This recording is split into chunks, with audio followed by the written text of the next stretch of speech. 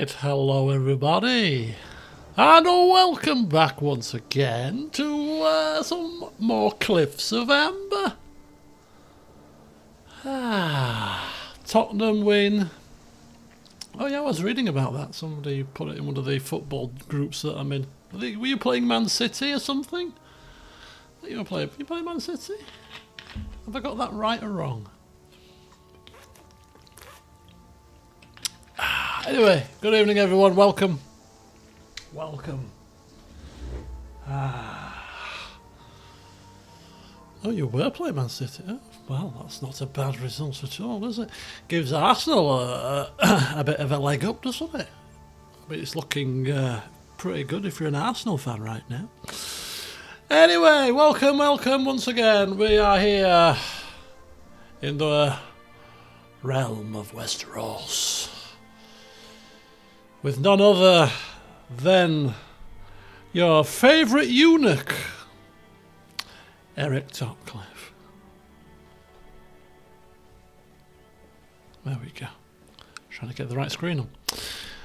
Probably our last day with Eryk, I know. A realm united, it's all very peaceful. Unless your name's Robb Stark, then it's not quite so peaceful. But anyway, I've got my notes, and such is how peaceful we really are, and content we are. Not content really at all, we've had our balls locked off, but anyway. I've only got 3 things on my notepad today to cover, so this is going to be a very quick intro, and then we're going to dive straight in and see what the game throws our way. But whilst I'm doing that... Oh, do you know what? Yeah, I forgot about that feature. I may remember to use it. But there, obviously this is clearly a favourite, but this one's quite useful. Where is it? De jure High Lordships I was looking at earlier, which is quite useful. Direct Vassals could be pretty useful too. Anyway, it is what it is. So today's stream, I'm planning to finish round about 9:30, which is 2.5 hours, which is a little bit shorter than usual, but tomorrow I'm having some double glazing windows put in and front door as well. So I need to just get a few things ready for that upheaval that's going to happen tomorrow. So I'm going to finish a little bit earlier so that I can do that.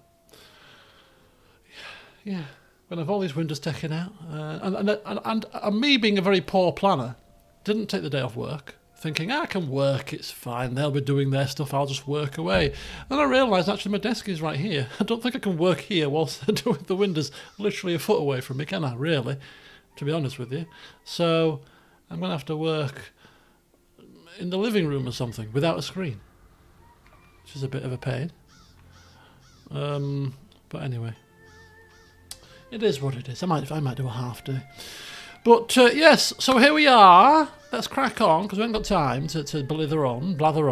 But we're here. We've got a bloody flux coming on through. Of course, we are in the Storm's End, hence why we contracted the bloody flux on top of our gonorrhea. But don't worry, the Maester of Storm's End, with his radical treatment, has cured us. Aren't we so grateful for that? Yeah. Modern medicine.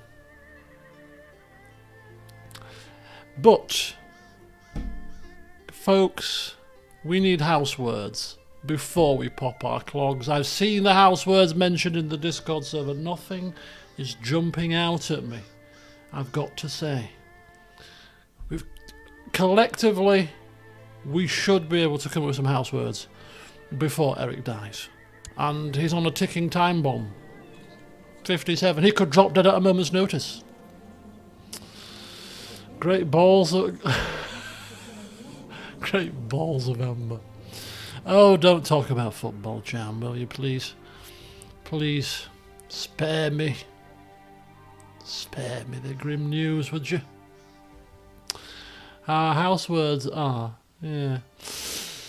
Right, anyway, so, first things first, we need to cancel our ambition, because befriend Lord Paramount Renly really isn't top of our list at the moment, considering that he meddled in our affairs, and we're a little bit miffed off with that. And we're 57. It's a natural phenomenon, I quite assure you, that when you get to a certain age, you start to care less about what people think. Because, hey, I'm old. I'll say and do what the hell I want. I've seen it many times. Old people are like, I'll say what I want. I've earned the right to. I'm 69. Really? Okay, fair enough. That's your reasoning.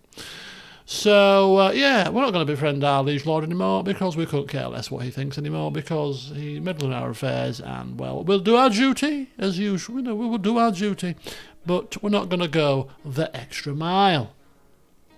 Plus, we're 57. Going the extra mile is quite taxing. And we've had our manhood chopped off, so we're not very happy. Although we're not depressed per se, we're not exactly full of the joys of spring, are we? No. So we've got carousing focus on, so we might do some carousing if we can bring ourselves to show our face in public. Perhaps maybe we've asked the maesters to keep this quiet. Patience of the Rainwood. Oh, I missed that. How did Eryk lose his manhood? Oh, you know, how did the great seducer lose his most prized asset? Well, yeah, somebody enlighten good old Shelley here as to how that happened. So yeah, so that was that. Cancelling the ambition. And there's none of the other ambitions that really float our boat. Treasuries, exalted among men. We're not really in the mood for any of it, to be honest with you. So we're just going to go ambitionless. For now, we're 57. Who needs an ambition at 50? My ambition is waking up the next day and seeing the sunrise because, hey, I could drop dead at a moment's notice and give thanks to my presence here on Earth. And then we look down below and perhaps not quite so grateful for another day. And the only other thing, or two more things. Good old Lane Penrose, our daughter-in-law, is pregnant. Did we mention this in the last session? I can't remember. But anyway, she's pregnant, so we're going to have our first grandchild if he or she survives the birth, because it's quite, there's a decent chance of stillborn here. But we're praying without, keeping our fingers crossed and praying to the god of eunuchs that that child is healthy. Red, green, amber. As warm as amber. Patience of the Rainwood. Words are meaningless. Great balls of amber.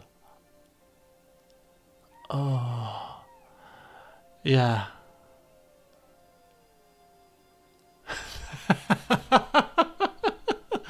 Apparently, yeah. Who knew that chopping bits off could cure you of all diseases? Cancer, bloody flux, gonorrhea. It cures it all. Okay. Come on, we've got to get our thinking caps on. So we're going to get a grandchild very shortly.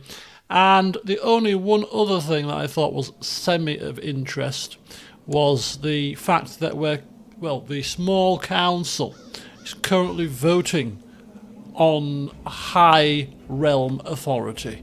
An increase in the realm authority, which will probably have some kind of an impact on us. So currently 4 people are supporting it.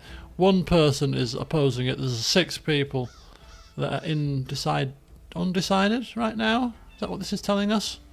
Probably. So, yeah, we've got a bit of a voting situation there. Robert is trying to put the squeeze on us all, and given how Robert seems to be doing things in this playthrough, I reckon that it'll probably go through without too much of a fuss. Renly is opposed. Good old Renly. And his meddling ways, even in his brother's affairs, apparently. The great meddler. Thou shalt meddle. That'll be his house words, eh?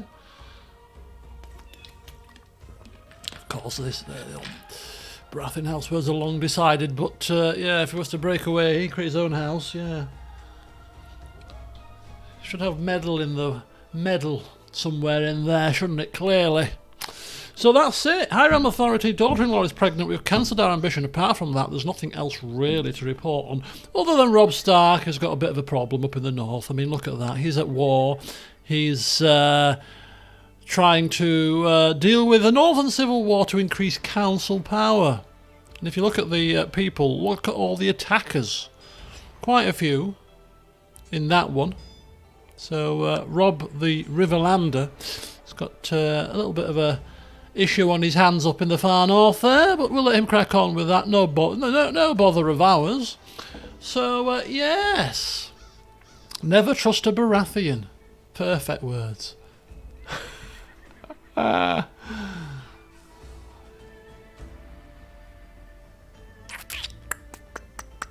Worth its weight in amber. Ooh. I want the words formed this generation, ideally. You know, we need to set the stall out. Just set the stall. I mean, our son is a little shy, retiring type. Is he really going to have any words of wisdom? Maybe he will. Maybe he will. Never trust a maester. How about that? Never trust a maester. Oh my god. Right, let's crack on. Come on, let's go. 2 speed. Maybe something will jump out. Keep suggesting. These are house words. These will last for an entire several generations. They've got to be right. Mark was hanged. Oh, sorry to hear that, Mark. Whoever you were. Who was Mark, anyway?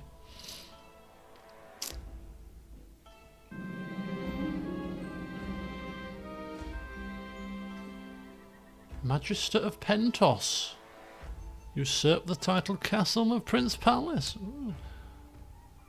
Ooh. Lady Paramount Damia of the Westerlands.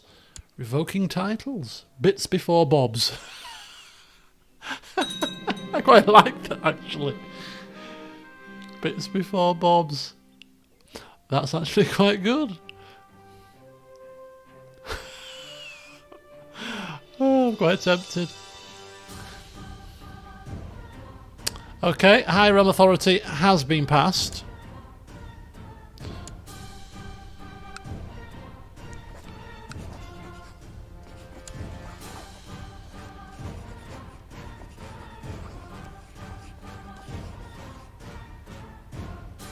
Okay, I'm just making sure that if this High Realm Authority means we can still wage war. Apparently, I think we can. It's Bobs before bits. Oh dear. Right, we're earning about 261 per turn. She's created a new title. If you look at our vassal opinion, all of our vassals, including the vassals that we picked up in the last session from claiming the Rainwood, are all positive now, which is nice for getting our taxes. And all of our court has a positive opinion of us. And our council all have a positive opinion of us, and they're all loyal to hell. So, you know, it's very good. We're a very much loved person. Maybe people have taken pity on us now. Oh, he's had his bits lopped off. The poor fella. Oh, I heard he liked to sleep around a bit. That's going to put paid to that hobby, isn't it? Oh, the poor mite.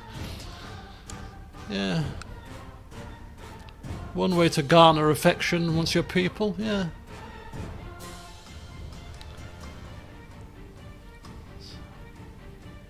There are Riverlander Lannisters now as well. Oh. Well, maybe. Maybe. How about you? Oh no, Westerman. Anybody on the borders? About in Brownstone. Ooh, Lady Serena. Ooh.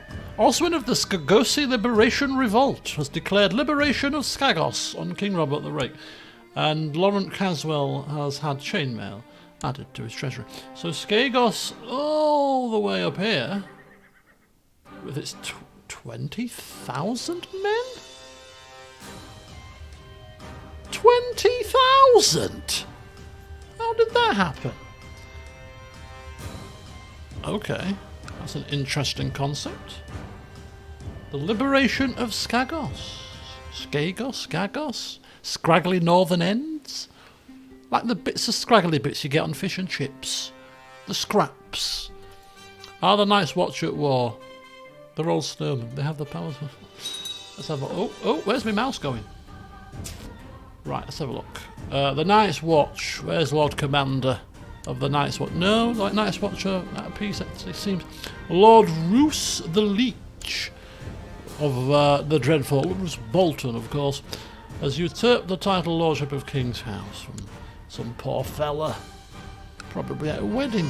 Oh, and look at this! Oh, happy days! We have ourselves a grandson. My son has a son. I'm sure this is worth a mighty celebration. Let's have a look at the child. Not sickly, not ill, nothing special, but alive. 10 fingers, 10 toes. That's all we can ask for. Okay, name. Whilst we're still thinking of house words, we're all, now name. We could go with after the father, Miles the second. Grandfather, Courtney. No. After a random ancestor, Eryk. Eryk the second. Oh, I quite like that. Would Miles name his eldest child after his beloved father? Of course he would. I think he would. We need another Eryk in the playthrough. Hopefully one with bits attached. So we'll go with that. We'll go with that. We'll have Eryk the second come upon us in a few generations. Right. Well done, Lady Penrose. Why is she still called Lane Penrose? She should be now. We're married, aren't we? You should take the name Topcliffe, surely. I'm keeping my own name. The High Septon's dead. Tragic news indeed. Tragedy strikes. Right. Amber Topcliffe at age 12, who was going down the lines of humility, I believe, has got an education focus. She can't do learning, can she? No. So she's going to do diplomacy. She's going to do diplomacy. It's got to be the only way. Maester is quite good at diplomacy. Not got a diplomacy learning trait, but we'll keep her under the Maester for now. You've never seen a rebellion that big from Skagos. Yeah, it's getting decimated due to attrition,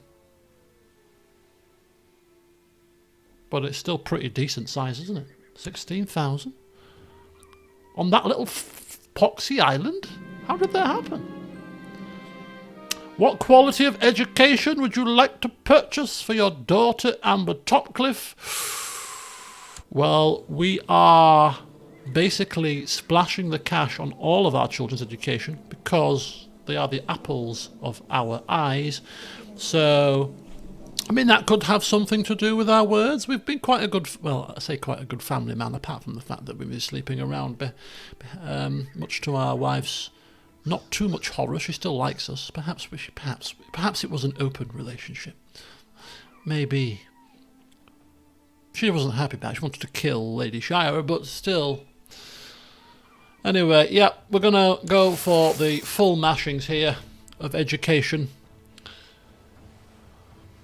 The full mashings. The bloody flux has taken quite the turn here. Just making sure that Lady Shira is okay. Is you okay, Lady Shira? Shall we go for a walk down the river side? No, actually. I think I'm bored of rivers now. Is there something wrong? Lord Eryk? Nothing's wrong now, just rivers aren't my thing, really. Okay, it's spreading. The old flux is one province away. Oof. Do we shut the gates? I mean, we've had it. We've had it. We're like, yeah, we've had the bloody flux. It's not all it's cracked up to be. As long as you don't value your manhood or your lady bits, you'll be fine. Just have them whipped off, and you'll survive the bloody flux. Not a problem. She's a spy master. You're not hiding your uniqueness from her. She's probably teasing us. Oh dear. Okay, if you're getting bored of the river, how about we go to the barn? I hear it's fun rolling in the hay. I'm allergic to straw, actually, Lady Shira. Allergic. Yeah, sorry about that. Come now, Lord Eryk. Do you want to tell me what's really going on here? Yes, well, I mean, ultimately you don't have parts, but you still got other appendages, hands, yes, a mouth. I'm sure we can do things with those. Yes. Don't be so selfish. It doesn't have to be about you, you know. God. Anyway, I think we need to lock our kids away here. You can still whisper sweet nothings. Exactly. Family show. Family show? It is a family show. I've not said anything rude.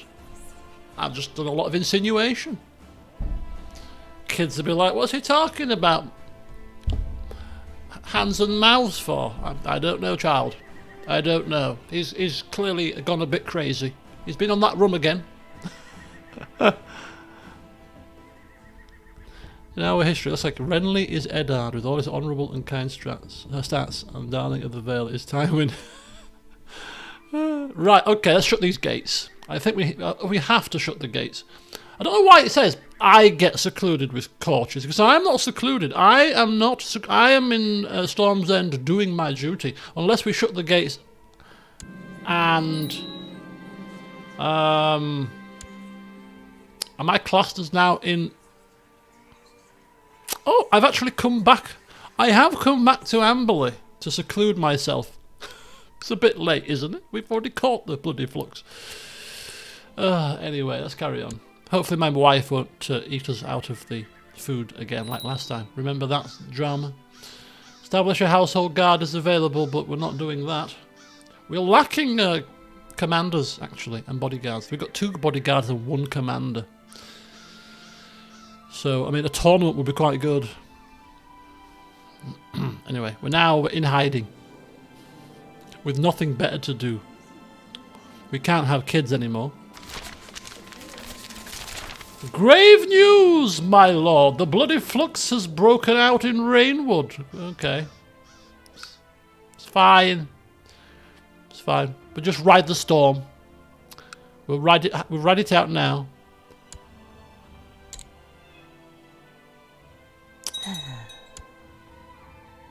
Okay, so we can build a refuge which will help with diseases. But the first place we would build a refuge would be Amberley. And of course we can't afford it now anyway. But it's worth bearing in mind for future. How long does the truce last? It lasts until another 8 years at the start of the session. So probably 7 years now. Yeah. 3:16 it ends.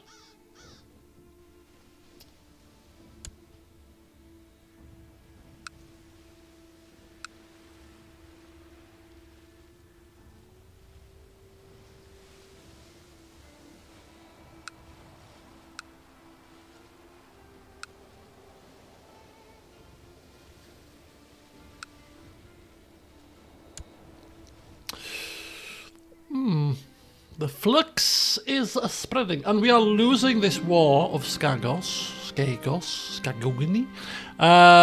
Okay, some revocation there. How long does the truce last? But if the fat tyrant were to die, the truce is voided.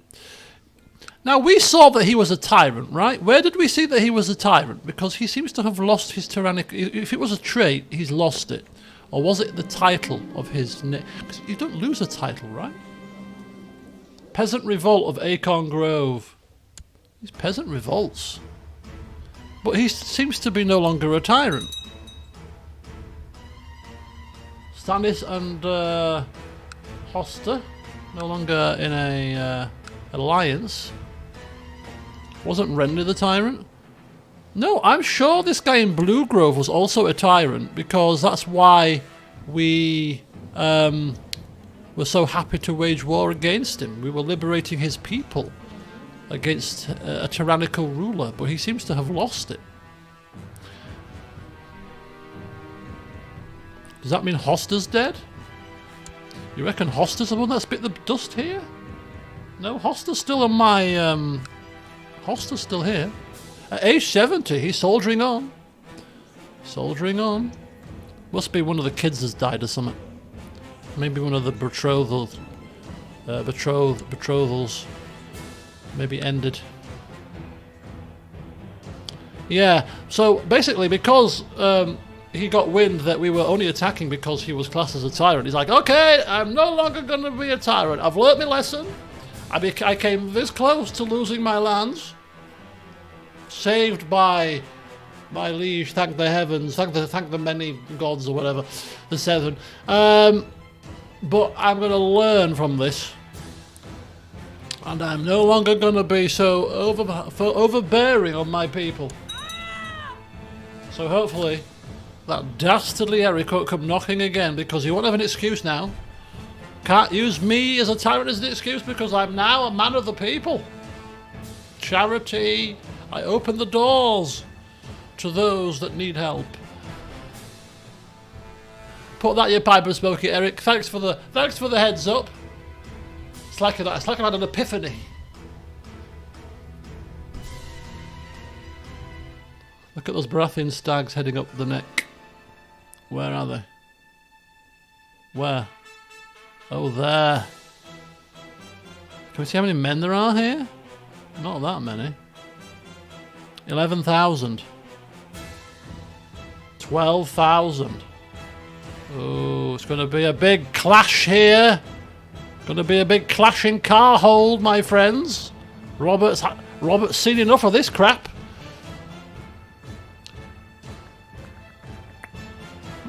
Lord Paramount Dennis of the Vale is making his way directly to deal with this problem. Let's take a look at this, see what happens.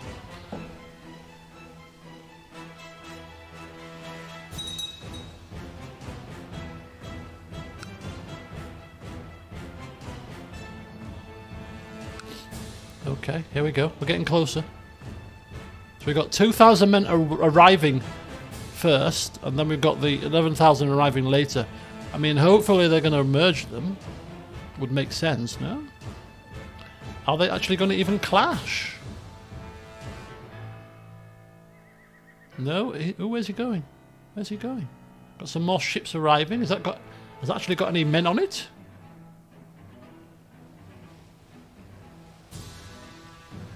Oh, hang on. Bit of manoeuvring here. Seeing as this is the only real war going on of note at the moment. I mean, there is another one down here. I don't think this one's quite as big. Yeah, 1,200. Ooh, hang on. We have news from the Eyrie of a trial by combat. Lord Lionel Corbray demanded a trial by combat from his captor, Lord Paramount Dennis selection Sir Orton as his champion. Who's now dead, actually. Was slain by Lord Pattaya Baelish during a trial by combat.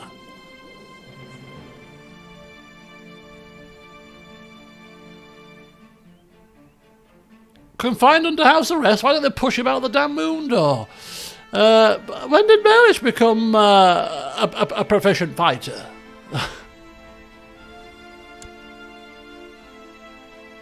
The snivelling wretch. Robert defeated them at the king's house. They were fighting on the island. Oh, he's here. Have I missed it? Oh, the army of the king has done an... Oh, he's okay. Lord Tormund's claim on the Reach War. Tormund who? Tormund Meadows? Who the hell are you? Yeah, I remember seeing that in your comment last time. Yeah. 90 fighting ability. How ridiculous. Ooh.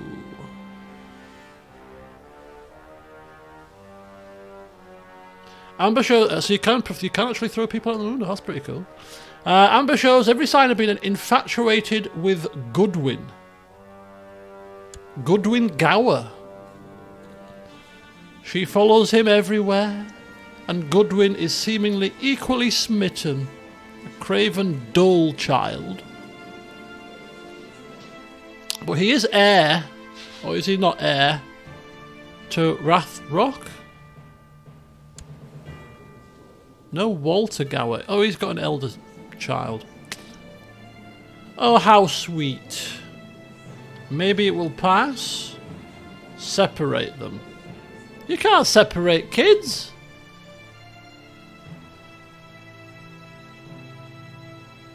But this was a child in this mod. Clash of Kings, he has 30-ish intrigue, but he became a fighter here. Slight change there. I don't want to be an intriguing man. I want to chop people up. Fellow Count, ex-member of our council for some time.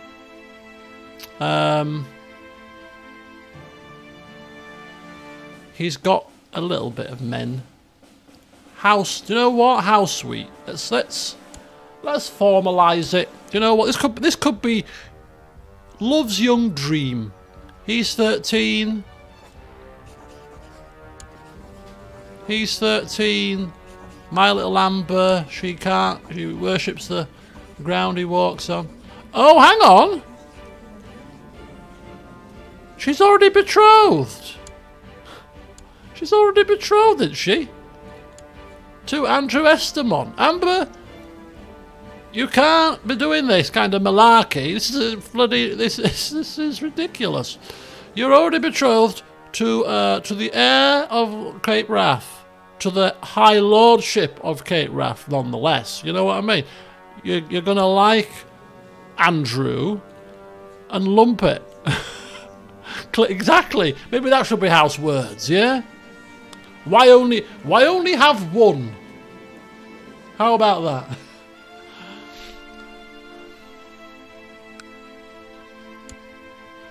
One is never enough. That could be applied to many things. It could be applied to the fact that we had one county for so long. The fact that we, one lover, one wife. Nah, not enough. We want always wanting more.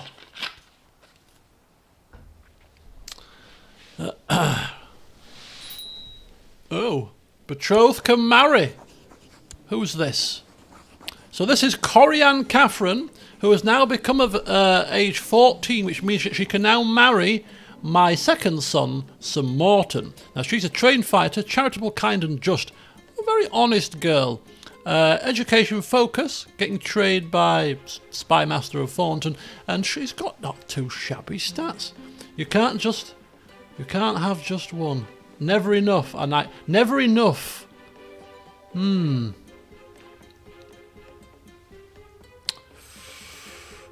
I think we're getting there. We're in lockdown, Hauler. We should know about this. We should know about this feature nowadays. We've experienced it for ourselves. They're in lockdown. There's a bloody flux running rampant. Never enough. I think that could be it. Is that it? I kind of wanted Amber in there somewhere, but I mean, never enough. 2 more weeks to stop the flux. I'm thinking. Anyway, they're getting married, clearly. They're clearly getting married. Yeah, whilst we're in seclusion. House words. Have we ever got any house words yet, Lord Eryk? I know, I'm 50. I've been thinking about it for 30 years. Never enough. That's the grand total of 30 years of your thoughts? Yeah. I quite like it.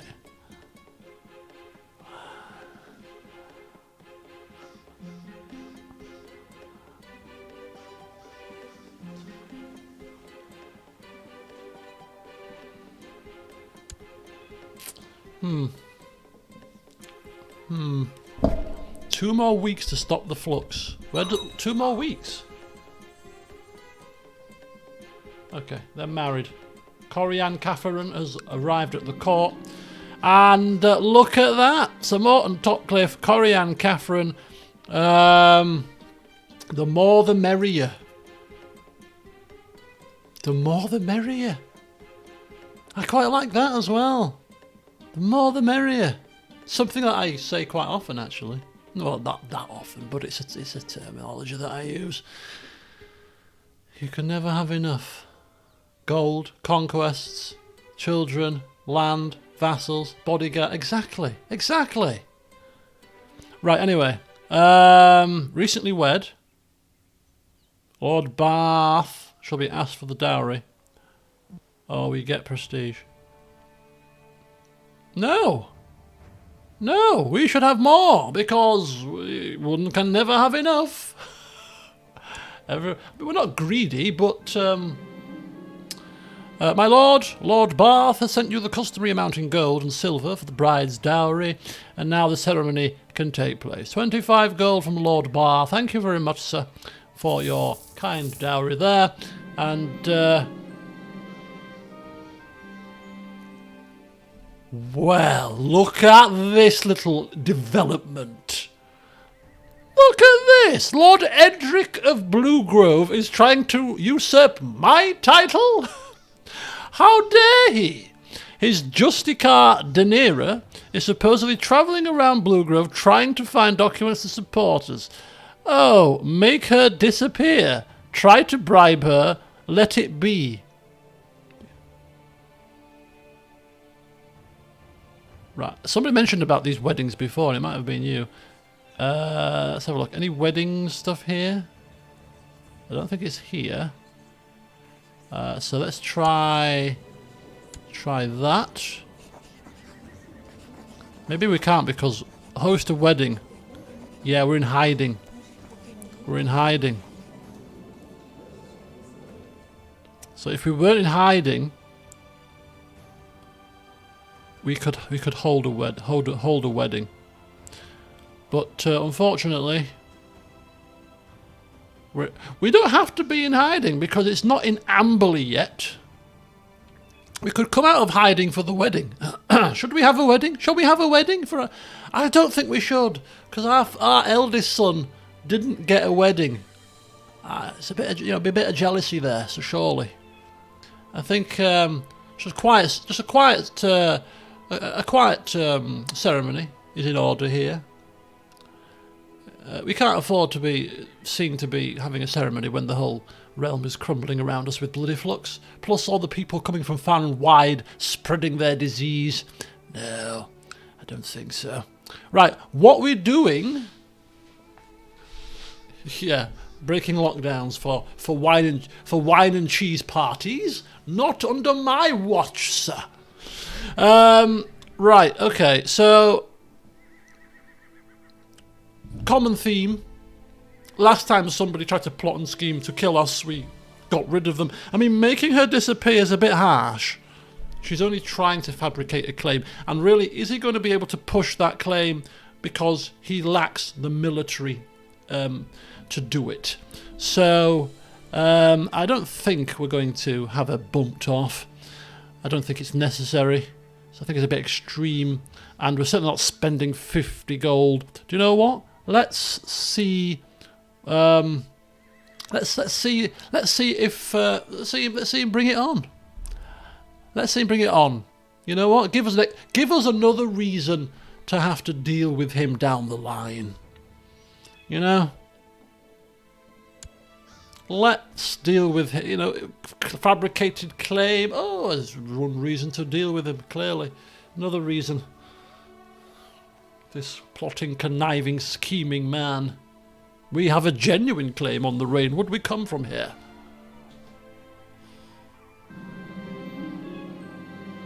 Oh. Your son Morton comes to your study one evening. He appears quite agitated, pacing the room back and forth for a full minute before speaking. Father, I beg of you, please, let me leave the keep. Please, you must. You demand to know his reason, but he refuses to tell you the specifics, only that it is a matter of life and death. What? I mean, as I said, it's not quite here yet. If you say so, my son, I trust your judgment. What about your poor father? I can't let you back in if you leave me. I can't let you risk your life.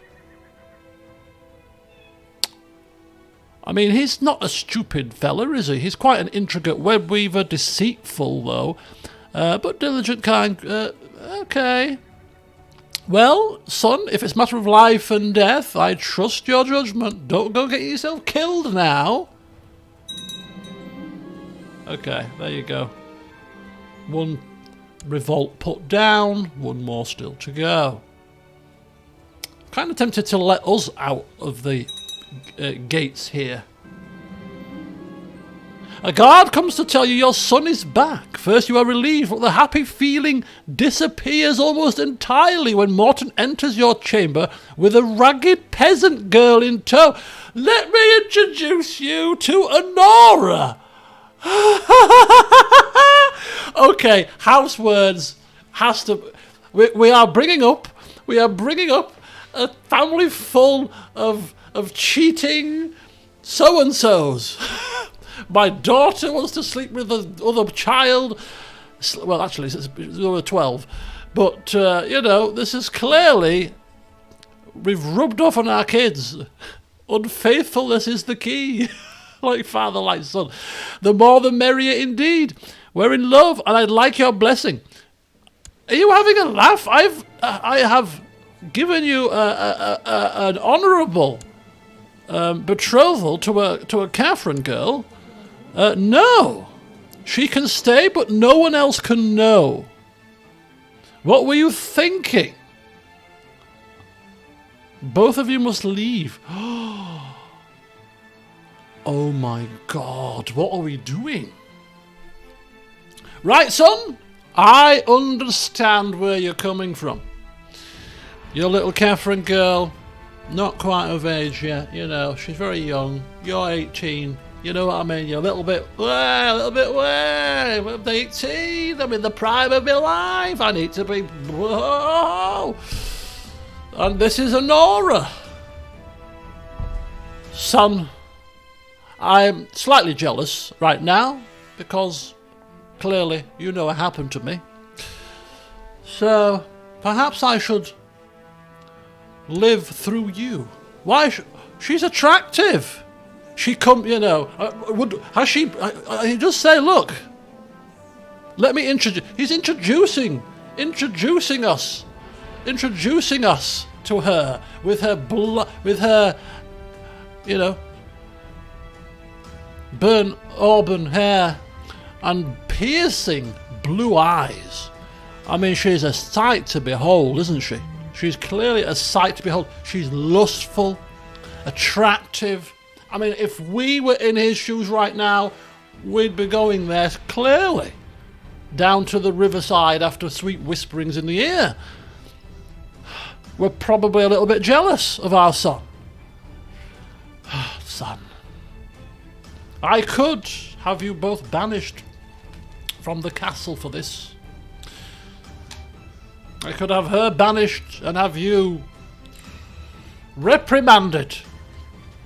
However, my child, let's just say I have been there and done that myself.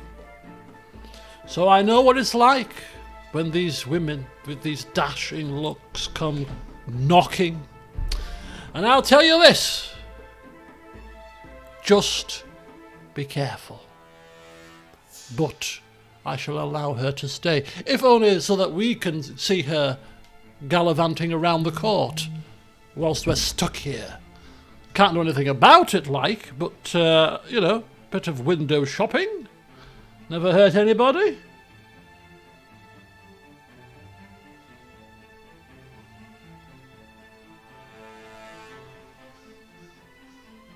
So, yes, we are certainly letting her stay and telling our son to be flipping careful. Last thing we need is this to get out, you know. Yep, the Skegos thing is ended. Right, house words. Come on now. We must be able to craft some house words from from how we have brought our kids up to be little adulterers. Right. Where are we? How do you set house words? There we go. We're setting them. We're setting them. We're doing it. We're doing it. What shall be the words of House Octave? Missing text. Eh?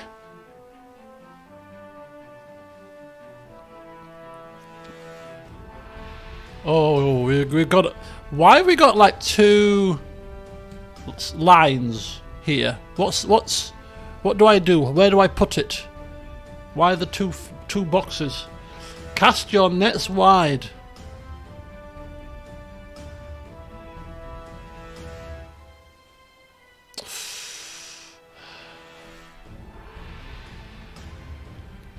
Right, what have we got? Amber is strong, the flesh is weak. The amber brood goes stronger. Cast your nets wide. What was the other one? There was something about one is never enough. Let me move my little thingy around. Sorry.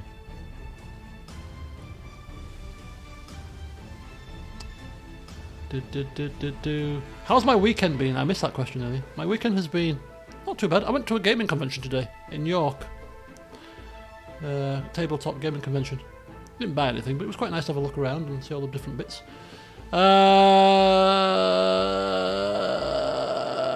And yesterday went out for lunch with my mother, so it was quite nice as well. So I've had a pretty nice weekend, actually. Right, so where's the words? Where were the earlier words?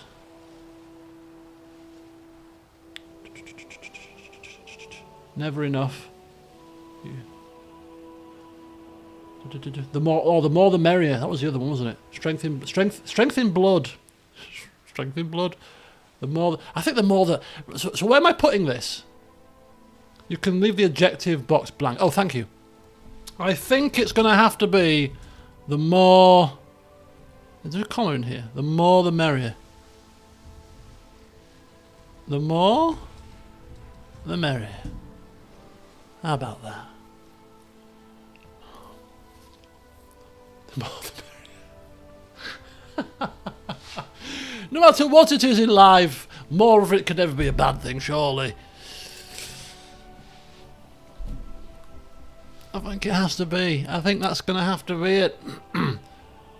Adjective of that is the merrier. Yeah. Yeah. The more the... You never saw us unhappy, did you, when we were sleeping around? Your words might come up in certain events. Cool. Okay. The more the merrier. I think it's got to be. It's got to be. Once we set it, is that it? We can't change it? Okay, that's fine. We could change it, but I think we're set in stone now. We're set in stone. We have the words... House Amberley's word, House Topcliffe's words rather. The more, the merrier. You need to add the adjective. No, you don't. Somebody just said that you could leave the adjective box blank, apparently. Right, okay, so more is a good thing. Right, we are going to chance opening the gates. Special character... Host a wedding. Now we can host a wedding. Do we host a wedding? We've never... You know what? We're going to host a wedding. So what does it do? A feast shall be held. National revolt with vassal opinion. We lose. It's only going to cost us 20 gold. Oh, I still kind of think to myself, you know, inviting all and sundry when there's a great bloody flux going on. And our bloody son has just brought a random woman to court. Perhaps now's not the best time for a wedding. But we're going to test him. We're going to test him out. It's like, yes, we're bringing forward your wedding, Morton. What are you doing? What do you mean? You have to learn how to deal with these things, you know. Whilst doing other things, you have to learn to deal with certain things. I'm teaching you the art of... well, you should know the art yourself. As an intricate web weaver, it shouldn't be difficult keeping this quiet, should it? Of course not. Let's have a wedding, shall we? I have given the orders for a grand ceremony and feast to be hosted in Amberley in honour of Sir Morton Topcliffe and Corianne Catherine's wedding. Let the preparations begin, and all my vassals will be there. Bloody flux be damned. I need some entertainment. I need to find alternative ways for entertainment. Poachers have been seen in Amberley. Yes. Go forth and see what you can find. I have had them put in prison. I have had their hands cut off. If I catch any more, I will not be held responsible for my actions, because it will involve death. Not in my woods. I have given poachers many a chance now, and this is getting ridiculous. So this week I've got a busy week. Windows getting installed tomorrow, so that's going to be pretty much an all-day affair. A bit of disruption. But it should be worth it in the end, for the draft that's coming through these old knackered windows will no longer be there, and this room therefore should be warmer going forward. Probably quite significantly so, because it's already quite a warm bedroom because it's south facing anyway. So I'm hoping that's going to increase it. But also the front door's going to get new front doors, double glazed a panel and a double glazed, composite, nice hair door, so that will keep the heat in the hallway. So I'm hoping that just these two little things tomorrow we'll reap the benefits of extra warmth. Band of robbers are roaming in Amberley, and their very presence threatens my soon-to-be arriving guests. Deal with them. Deal with them. 5% chance he dies! Okay, well, just don't die on me.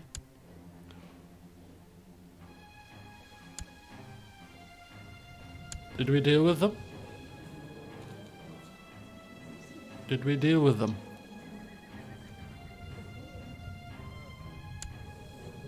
Well, he's not dead. That's a good start, isn't it?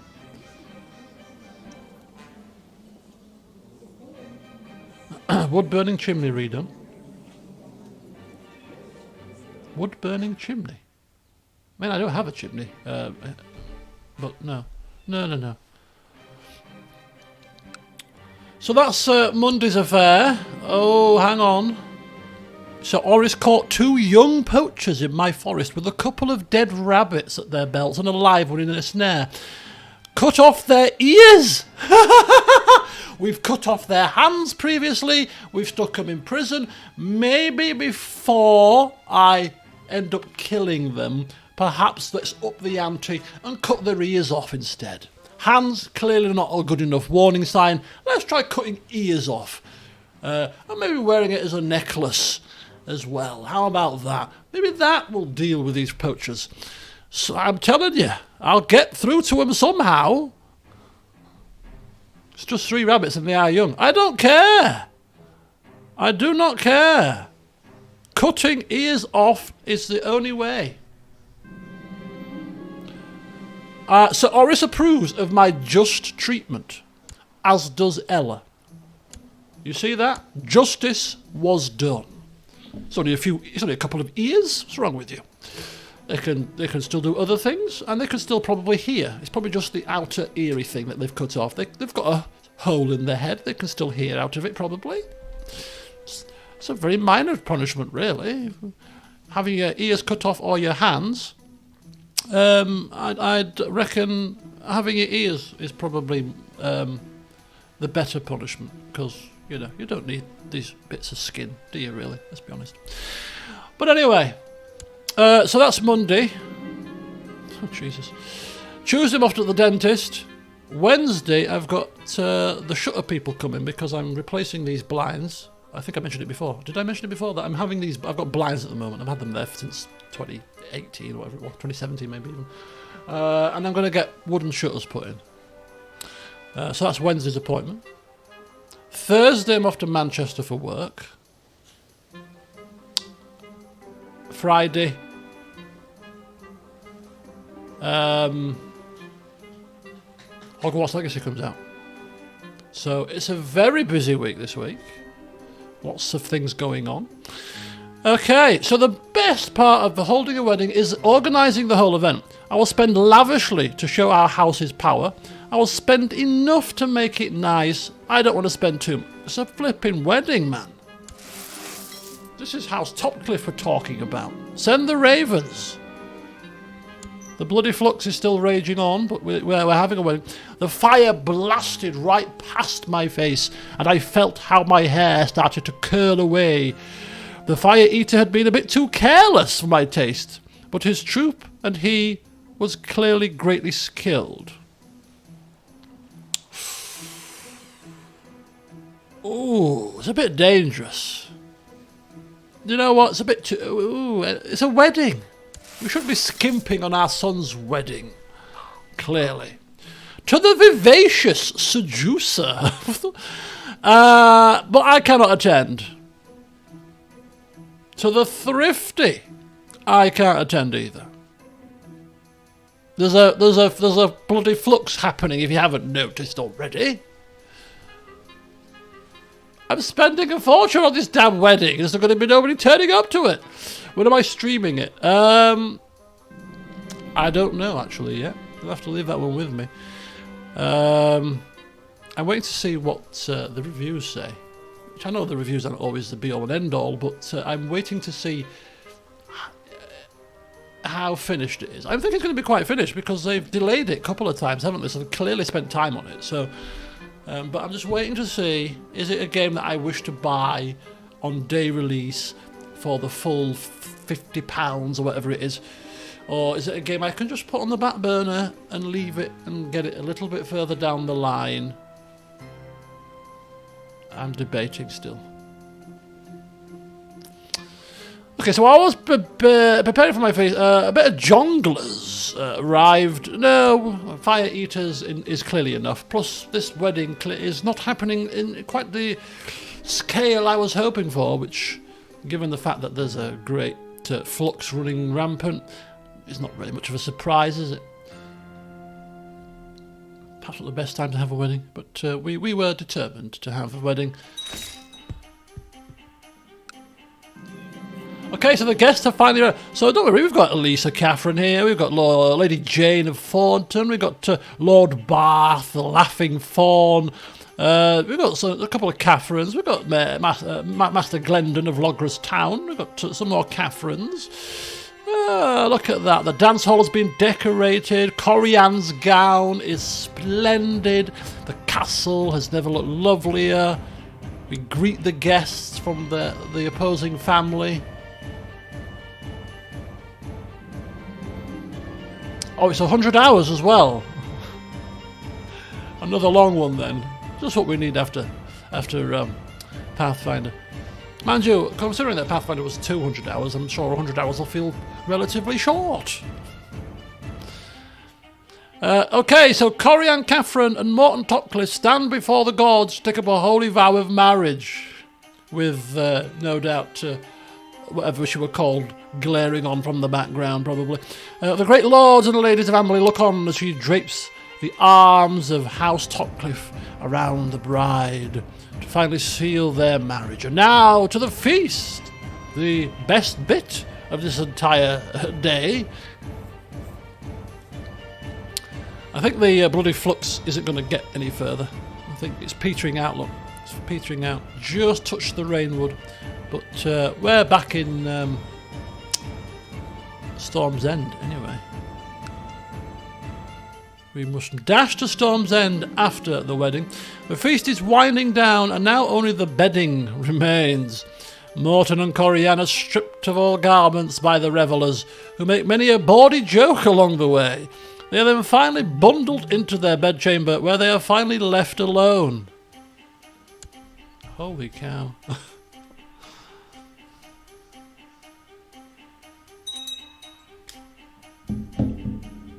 Robb Stark is now known as the Evil.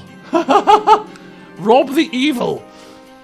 The morning after the wedding feast has come and all the lords and ladies are finally making their way home. All agree it was a fine celebration, and many predict that newlyweds shall be most content. Indeed they shall. Happy days. Oh, my daughter, look, look, look, look. It's Herlinda. She's come of age. She's 16. They got undressed by the servants. Yeah, why not? Right. 18 diplomacy. She's a grey eminence, arbitrary, honest, craven, and diligent. She's got the hair colour of the amber top cliffs, and yeah, she's actually pretty decent. Pretty decent.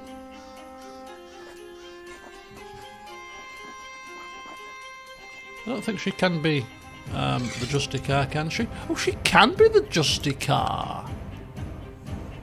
Holy hell. She could be our Justicar. Isn't that a turn up? That's pretty cool. When Derwald bites the dust, we'll keep it in the family.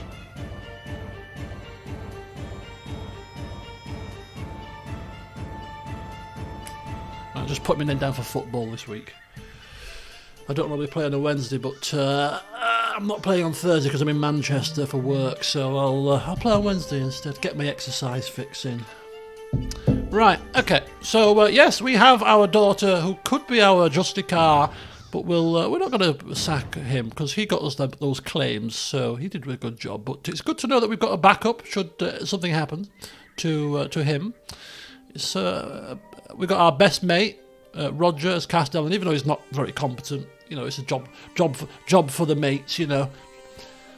I'm not going to be very good though. Yeah, but you're my best mate. Yeah, who could I ask for as my right hand other than yourself? Just make it up as you go along. That's what I do. You've got a decent mace. I've got a decent master at arms, and yeah, this little crappy Tancred fella. Our Swan Shield would be better, to be honest with you.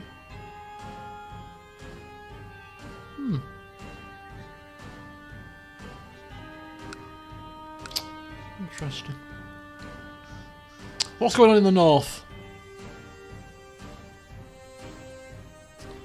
Let's have a look. What is going on in the north? Carnage. Defending. Still this increasing council power war. Rob is winning it. And defending against some sort of peasant revolt. That's the king's revolt though. Yeah. Rob, you evil swine! Let's have a look at his stats. He's a seducer, his seduction focus, he's lustful, arbitrary, gregarious, brave, and zealous. He wants to see his house rule the Iron Throne, and he's got a son now, Lord Edwyle, and also Lady Emphira. Edwyle of the North. So the Starks now have 4 living members, which is... Oh, look! Little John, who's now Big John at 22. Aemon Targaryen, married to Lysera, over in Pentos, probably still. House Valisar. Valisar? In Valisar. Where's Valisar? Over in... in Volantis. He's sympathy for Westerosi gods, trusting, gluttonous, arbitrary, slothful, and honourable. Bloodline of House Targaryen. Interesting. Interesting indeed. That's how's Lyanna doing at age 44? She's put a bit of weight on. Attractive and charismatic. Oh, Robert's child has died in...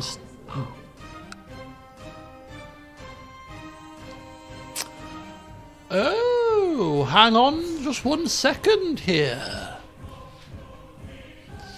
My dear Lord, I have learned that there are certain factions within the realm working to undermine my rule. If you are involved or planning to become so, I trust that your complicity in these matters ends now.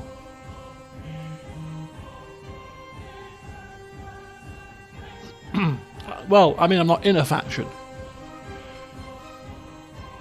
So if we were to refuse, and deny this demand, it would make no sense because we're not in it. But I almost feel like we should wind him up.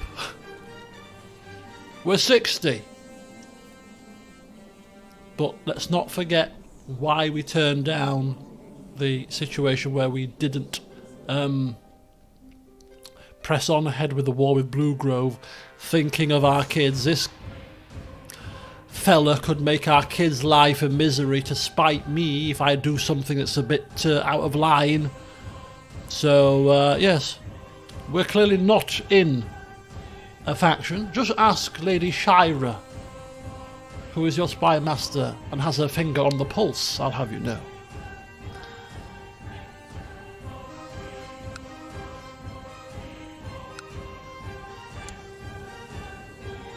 His opinion of me too.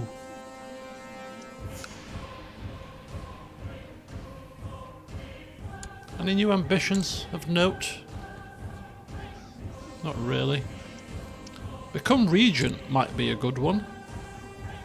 You know what? Out of all of them, it's the only one. It's probably never going to happen, but let's cement our power 100% properly. Okay, so another war ends in favour of King Robert there, who is ruling very much with an iron fist, doing a pretty decent job of keeping everything together. He's expanded over into Essos. I mean, goodness me. Feared. This character's action and traits has made them feared. Vassals are 70% less likely to join hostile factions. How do you become feared? He's got lover's pox, though. Classed as a tyrant. Your spymaster Ella has come seeking a word. My lord, she begins, I understand you harbour an ambition to carouse and become regent. May I advise you that it may be prudent to start a plot against Lord Baron Swan so that you can fulfil this desire. He's already the regent, you see. Start a plot against him. Plot to replace him as regent.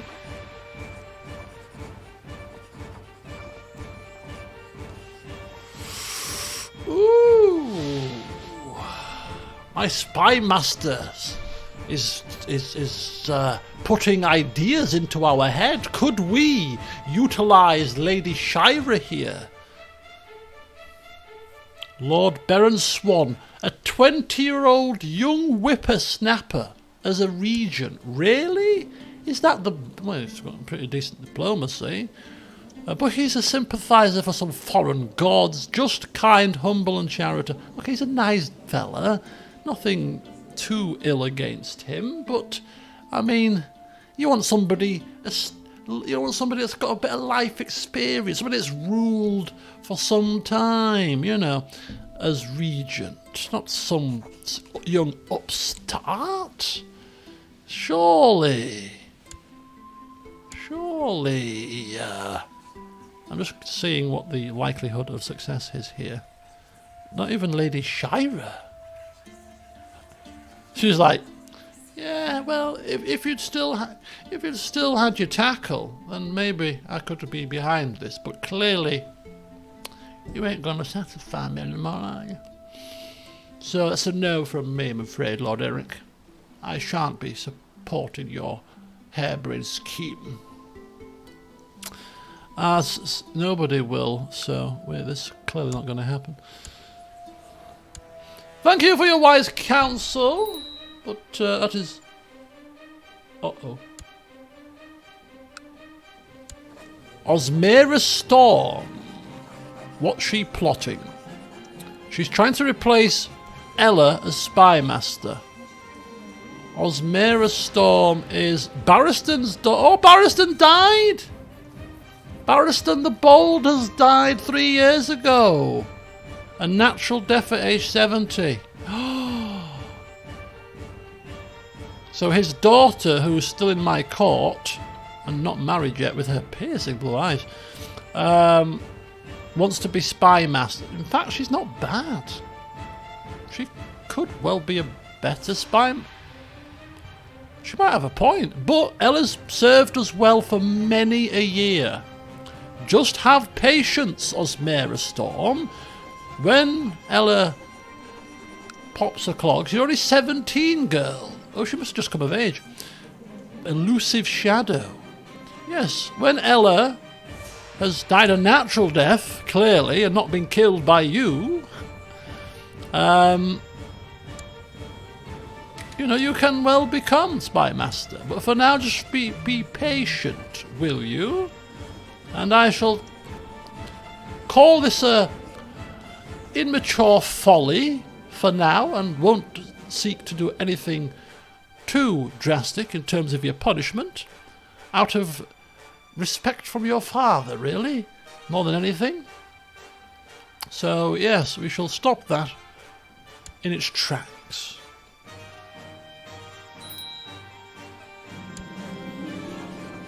Right, so this is now Amber Topcliffe can also now marry Sir Andrew Estamont. Amber, no running around with your little pal anymore, okay? Yeah, Dad, but the more the merrier. I've opened up a can of worms here, I feel.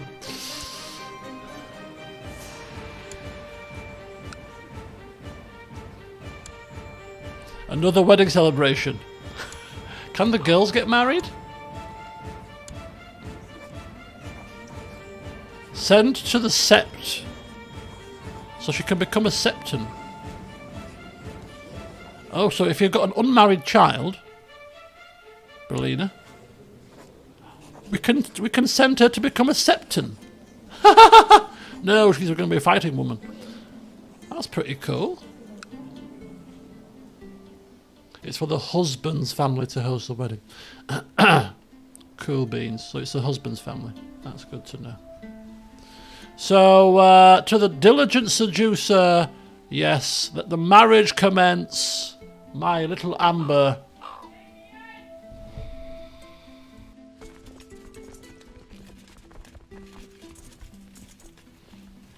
Yeah?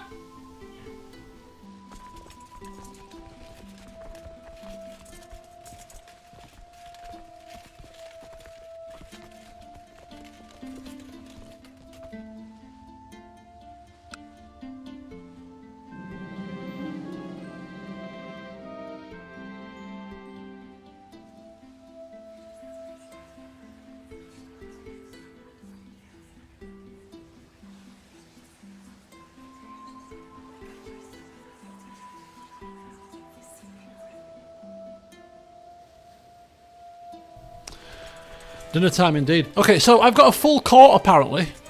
What is a negative? What is a negative? What is a negative to having a full court? Because we apparently can start to kick some courtiers out with this with an intrigue option. What's the negative to having a full court? Is there any penalties, or is it just a case that you can't have any more people arrive? Because we might have to do some trimming of the court. There's too many freeloaders here. Anyway, we're going to get my dinner. You can tell me about having a large court and what I need to do to solve it, and I'll be back.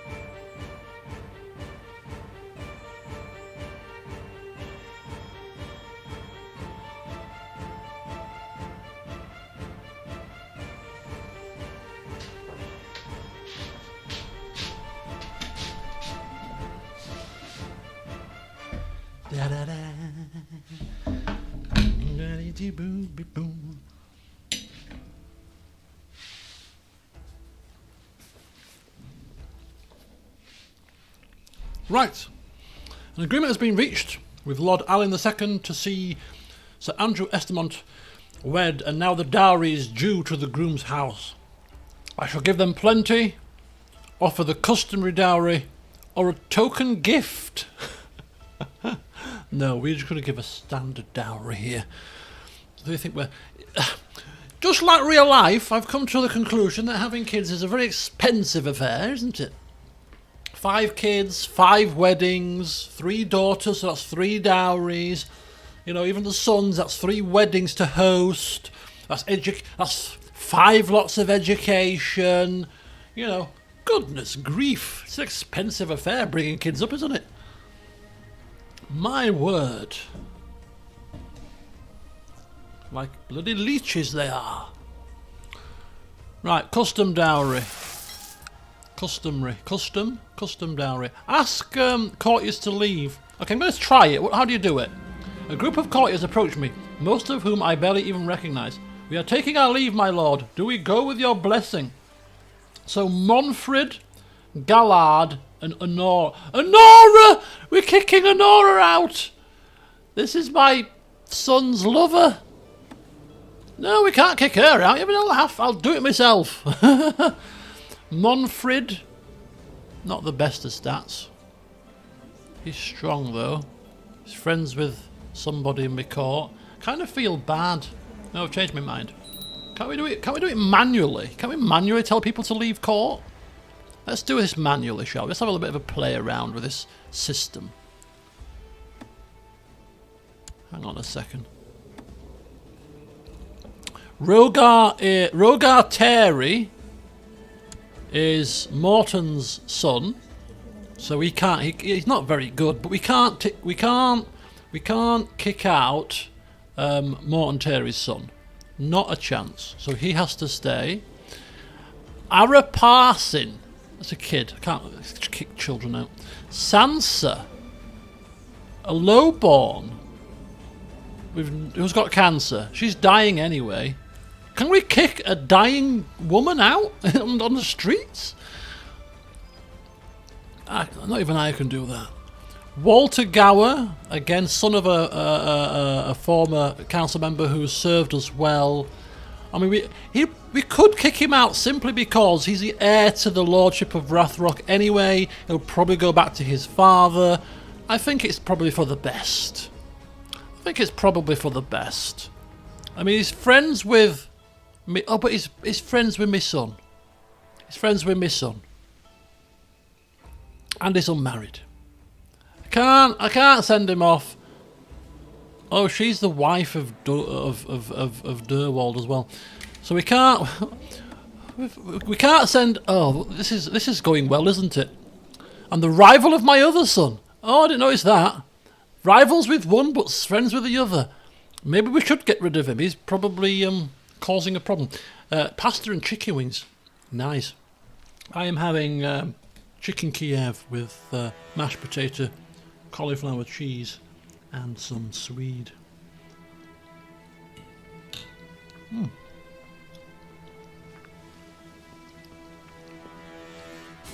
So he could be causing a problem. Causing a rift between the 2 brothers. Do you know what?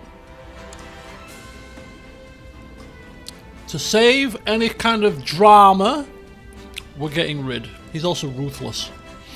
Ask to leave court. I would lose 5 prestige. He was not going to like us, but he's going to leave. Go back to your father. Yeah, I mean, it makes sense. Go to your father, learn the art of rulership, and, you can send letters to your mate.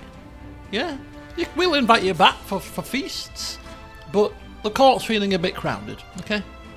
All right, thank you. We'll see if there's anybody else we can kick out, just in case. Tancred, no, clearly is our treasurer. Alaric Rogers is probably the son of my... House Rogers. He's the son of Sir Bryce Rogers Allen. He's got a kid here, got a relation. He's friends with my Justicar, married to my former lover, marriage tie rather, lover with my... We've got a court that is like all kind of mingling going on. How did he come to us? I can't even remember. But we won't kick you out just yet. I want to see if there's any other more... Monfrid. Now, Monfrid, we said, was nobody in particular.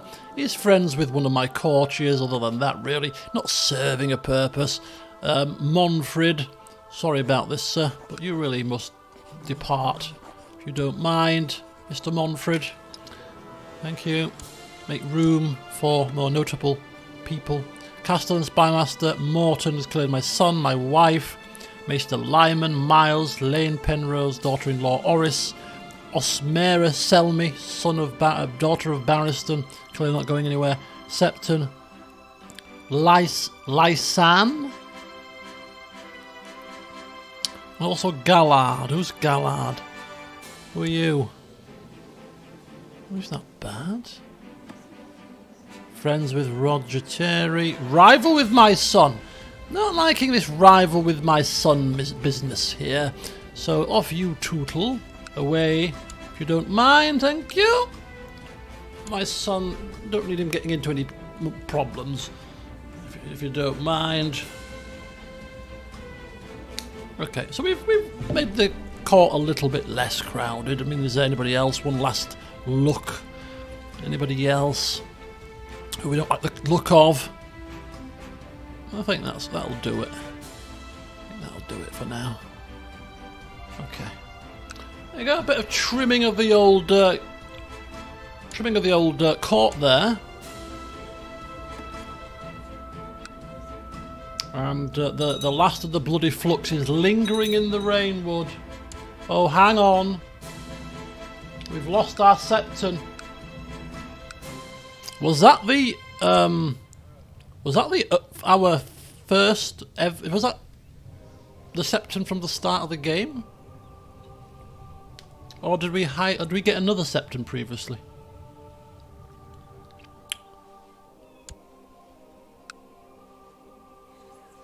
Send for a maester. How do we... No, this is the second time this has happened, actually. I remember this happening before. Send for a maester. Employ new courtier, that's it, isn't it? A septon, yeah. Boris. Septon Boris. I mean, he's not marvellous. A theologian, a chaste, gluttonous, deceitful, septon... It'll do. Come forth, Septon Boris, and perform some charity. If you will, thank you kindly. We've got a new Septon in town.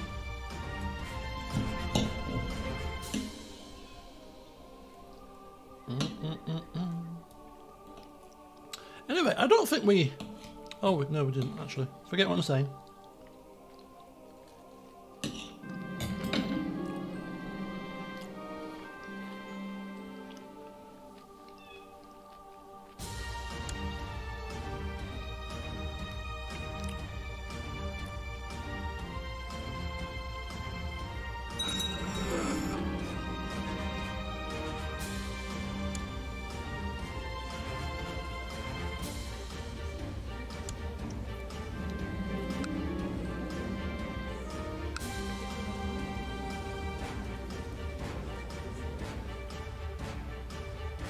Okay, so Hoster Tully has finally died, and now Edmure Tully, Cat's brother, as... Oh,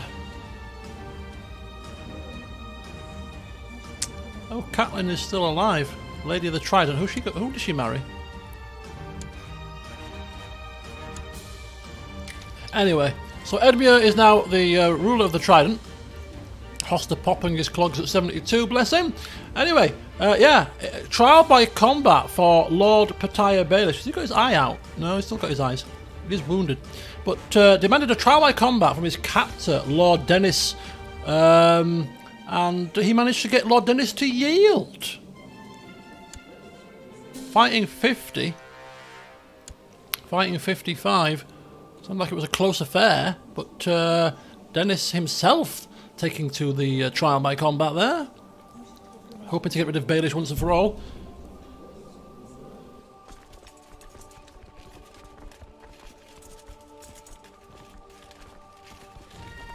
But Pattaya still is alive by the skin of his teeth. By hook or by crook, he's still soldiering on. Where is he? Littlefinger. There's his stats. Still just the Lord of Midlaw Point. Except in Boris the Useless.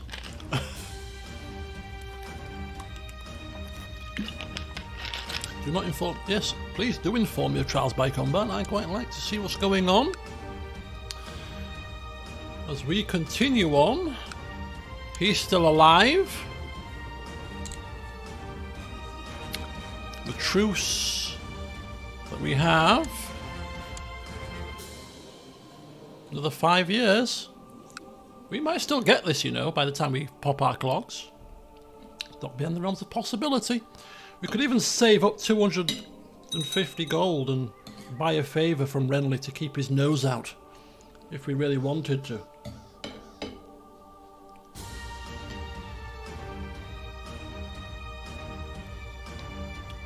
Raiding in East Andalos.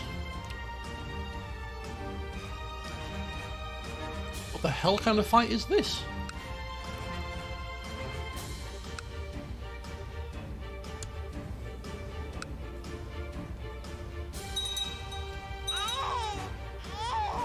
Miriel Lannister died of pneumonia at age 1. And Edmure Tully bought a favour. Dothraki crossing the sea? Oh no, yeah, they're over in Pentos, or Andalos, or whatever it's called.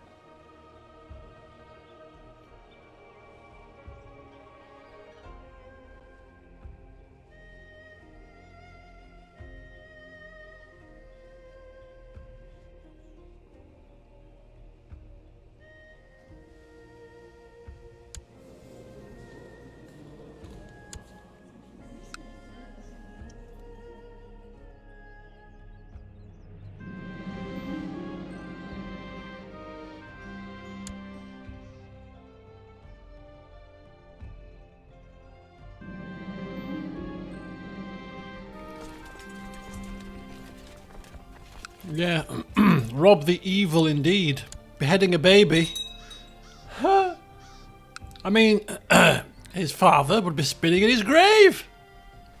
And if he carries out the sentence like he's supposed to do himself, did he physically chop the baby's head off himself?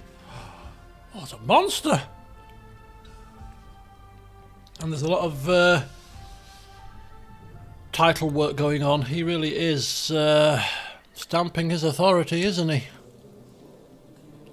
Dearie me. Rob the evil. What a horrible twist.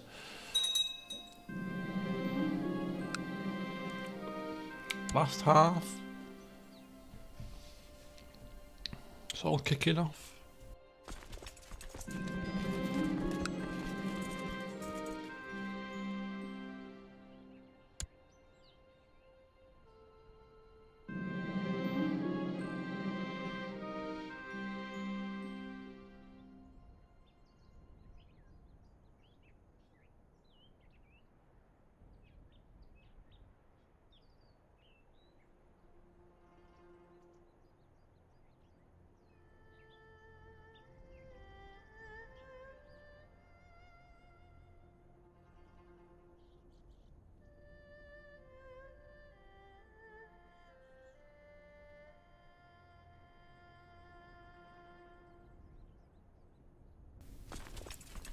Well, well, well.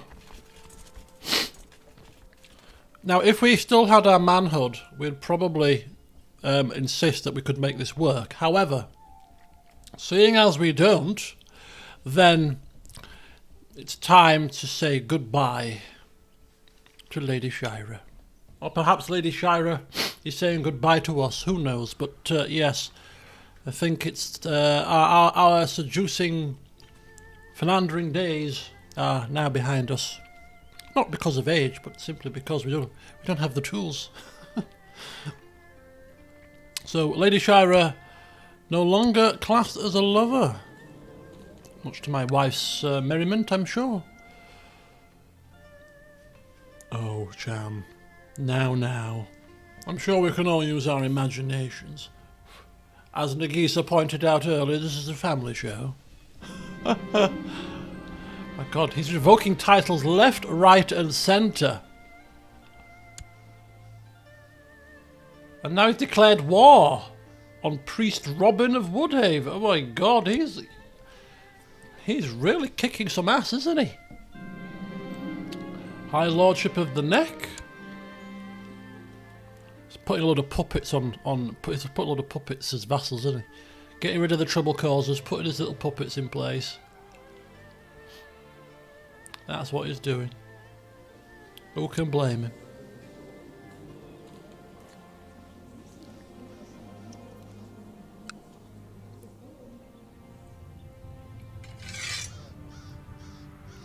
The state of your headdress. High Lordship of Carhold after he just usurped it, so clearly he's putting someone else there.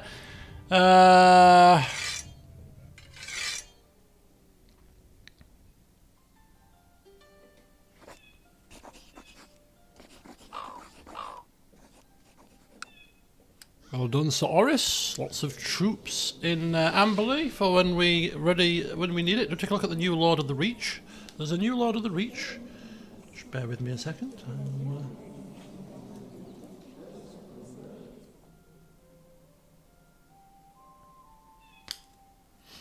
Let's have a wee look-see here. So who's the new Lord of the Reach? Lord Paramount Laurent. Is he new?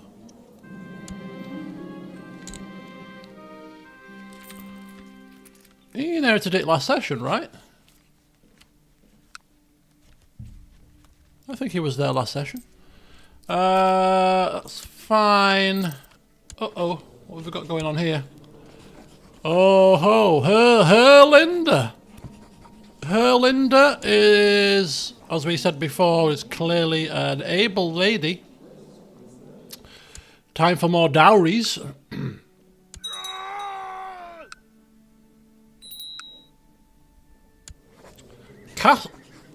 Claim Gull Gate.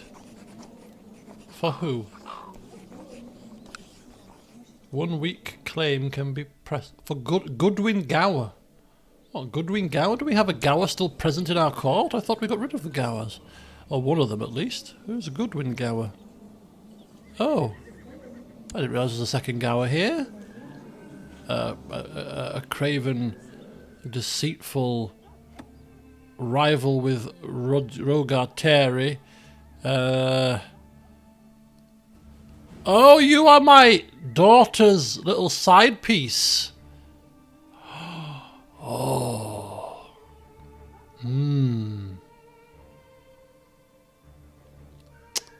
Do we kick him out of the court? Much to my daughter's horror. Well, we can't do one thing for the males and another thing for the females, but we could actually. It's this type of situation, isn't it? That kind of time setting. But you know what? What's good for the goose is good for the gander, and all that kind of stuff. So yeah, we'll allow him here so that my daughter can have a little bit of fun, Amber, when she sees fit. Although, yeah, because the more the merrier.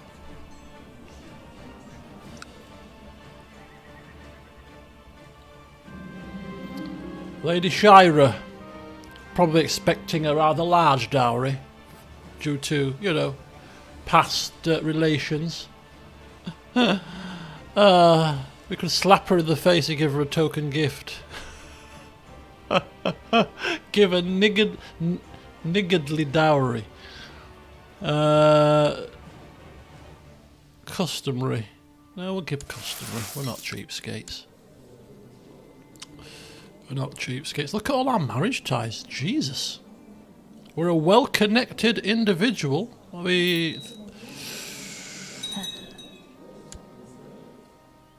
Okay, somebody's plotting to kill Miles, apparently. Who's my grandson? No? Is my son? Am I getting Miles is my eldest child. Sorry. Who's trying to kill him?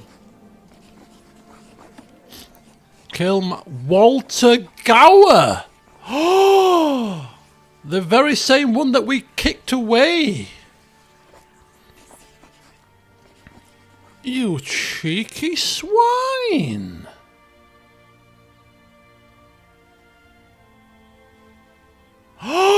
Leicester? Fabricate evidence of law that was to convince Lord Paramount Renly that I am a traitor.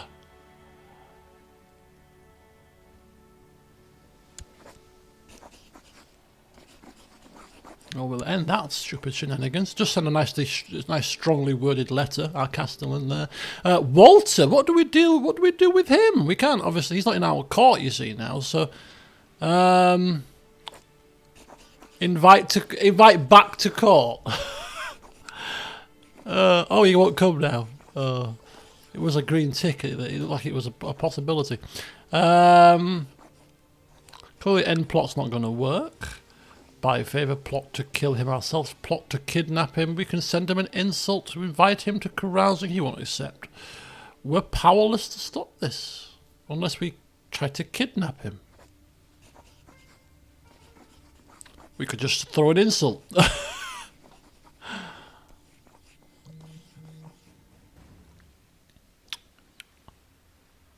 Imagine if he killed my son. Could you imagine? We don't want to insult him. We don't want to bloody stoke the fire. Oh, we're just gonna have to wait to see what happens. Oh, we could send our son into hiding. We'll have to keep an eye on that plot power. That plot power is not dangerous at the moment.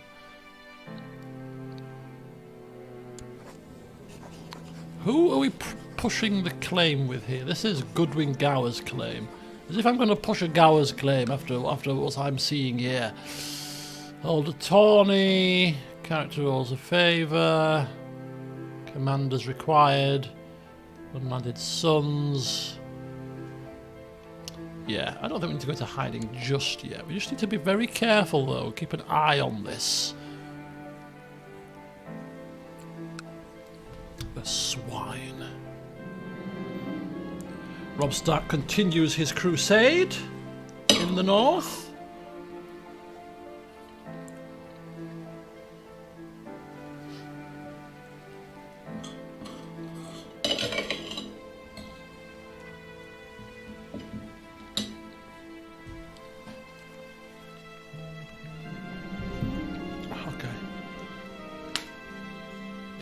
Phone is going away.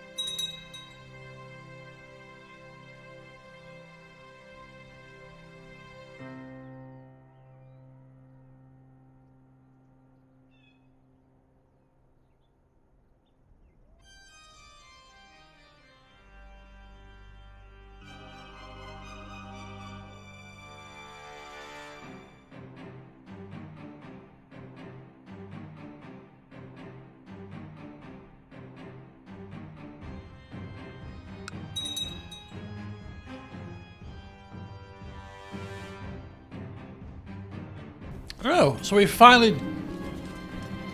Oh!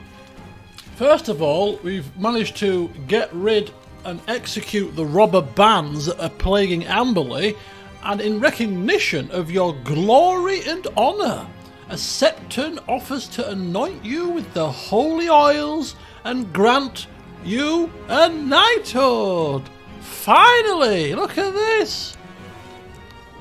It's been a long time coming. 40 prestige, 40 piety. We get... don't be so rude. Yes, I shall gladly accept a 61-year-old knight that can't fight. The eunuch knight has arrived. Oh dear. While passing judgment onto criminals from the safety of your throne, a young noble is brought before you. You quickly come to the conclusion that the man is indeed guilty. Condemning him might not be the wisest choice, as he is of noble birth. If you were to pardon the man, he might prove himself useful to you, as he would be in your debt.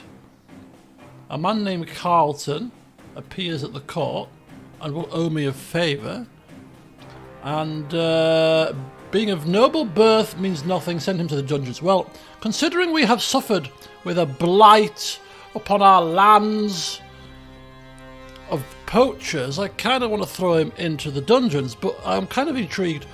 Who is he?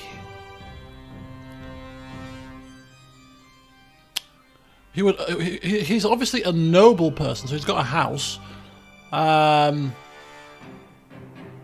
He would appear in our court. He might be useful. He might be a good council member in the future. But that's bad form, isn't it? If we're putting every other ne'er-do-well in the prison, yeah, or executing them, and he gets a pardon because he's of a noble birth, I mean, what kind of example does that set? No. I mean, we're not just per se, I suppose, but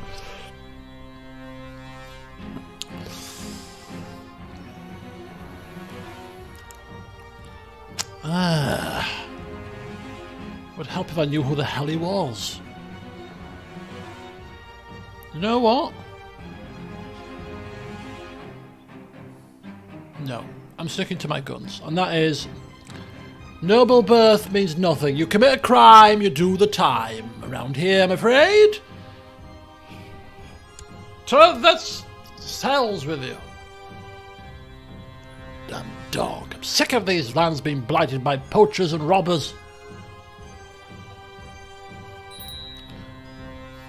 Oh. Oh, it's now it's now Bralina's turn. Hello, Bralina. How's it going? How's the education going? It's going very well, Father. Yes, well, we're giving you a martial education, clearly.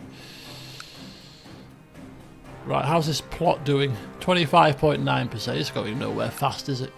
It's going nowhere fast. Let's dismiss that one for now. Dismiss that one for now.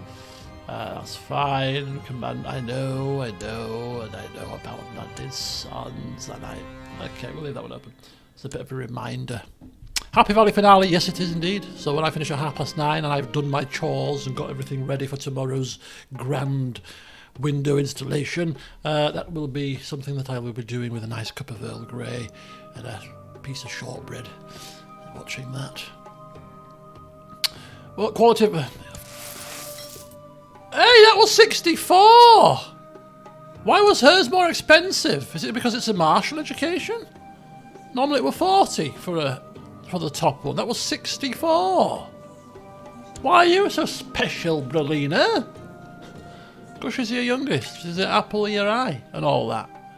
Oh, is it Amber? Did we ever check out Amber's stats? Oh, she's not finished her training yet. She's got chest pains. Amber, what's wrong with her? Speak to me, Amber. What's wrong with you?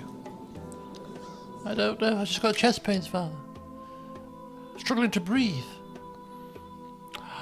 Whatever you do, don't go to the Maester in Storm's End. He'll have you. It's just trust me on this one. We'll have our own Maester take care of it. God knows what he'll chop off.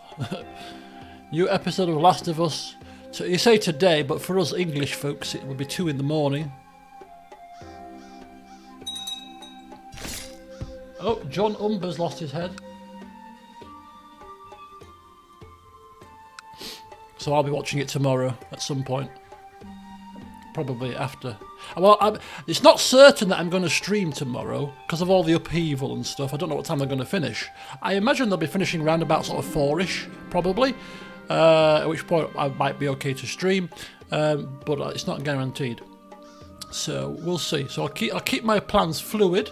But if I am streaming, I'll be streaming Plague Tale Innocence, because that's close to a finish now. So if I do decide to play Harry Potter, Hogwarts Legacy from Friday onwards, then I'll have a spare slot, you see, so that's fine. The great John! Is that the fella? John Umber? There's only one person I've been married to. Yeah, with his broad Yorkshire tones, bless him. That made me chuckle. I watched that scene many times. Couldn't get any more Yorkshire than that, could you? He won't be bending his knee to anyone now. He lost his. Did he lose his head in the series as well, though? He chopped his head off in the series too, right? I remember the scene. He stormed off with a stern look on his face.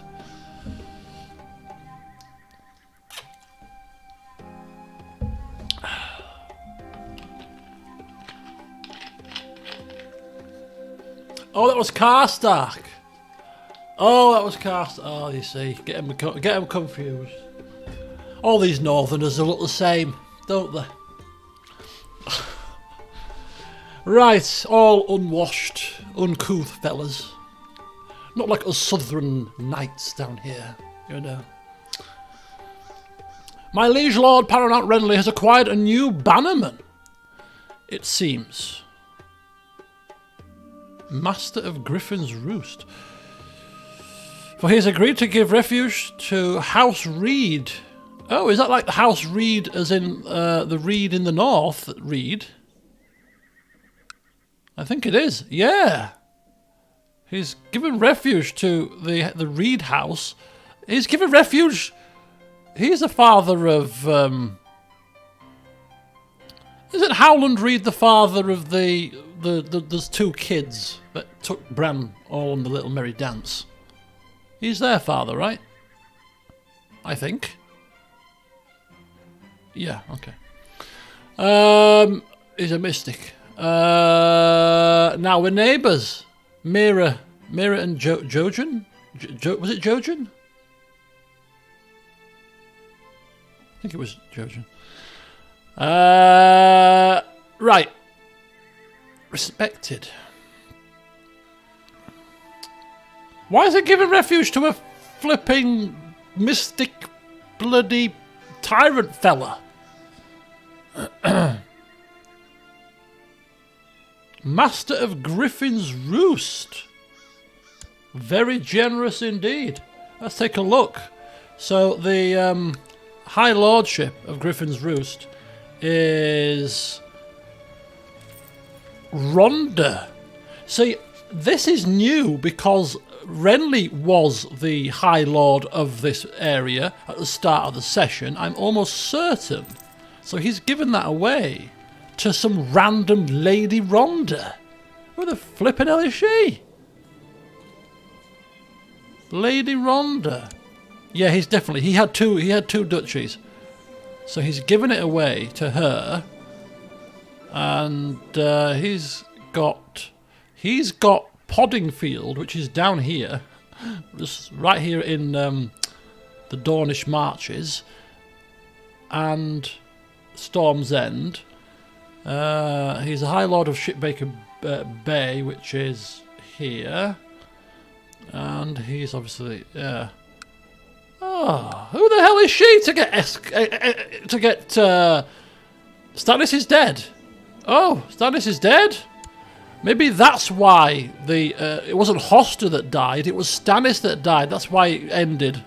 Yeah. It was Stannis, not Hoster. Because I think you said is Hoster dead? Hoster was still alive. So it was Stannis that died. Severe stress at 45. His son, Cameron, has got cancer at 24. Jesus, this family's cursed. Gowan Baratheon, Brindamere Baratheon, heir to the High Lordship of Dragonstone. You'll be coming into power before much longer, my child. Your father is seriously ill. However, I have it on good authority. See a maester in Storm's End, Lord Cameron, if you want to live. If you want to live. Depends how much you consider walking around without your bits as living, but nonetheless you'll be alive. Potentially. Okay, that's pretty drastic. Right, so yeah, he's died. So Renly's still alive, clearly. He's got a little Stannis clubfoot. He's got a little clubfoot Stannis. This could be our future flipping ruler. I don't know what he's mocking him for. Little 8-year-old club-footed cretin. Ruling over... Well, maybe ruling over our son, probably. But anyway, yeah. So we've got Mr. Howland Reed, given some land, tyrannical man that he is, and we've got Lady Rhonda. So when did that happen? Granted it a mere couple of months ago. Lucky you, Lady Rhonda, Wagstaff, that most famous of houses.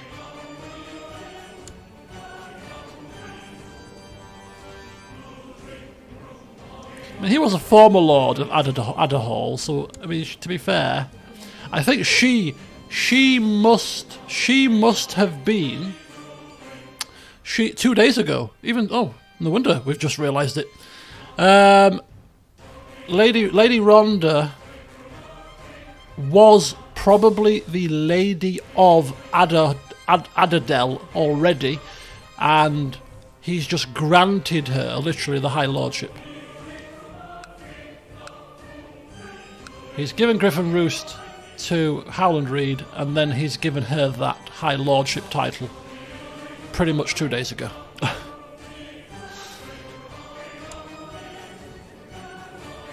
I mean, we can help him with his titles, but obviously that only applies when he's over his domain, so he hasn't ever been over his domain since we have been his Castellan, unfortunately. But anyway, plan for the week ahead, Cham. I covered it earlier, but a quick whistle-stop version.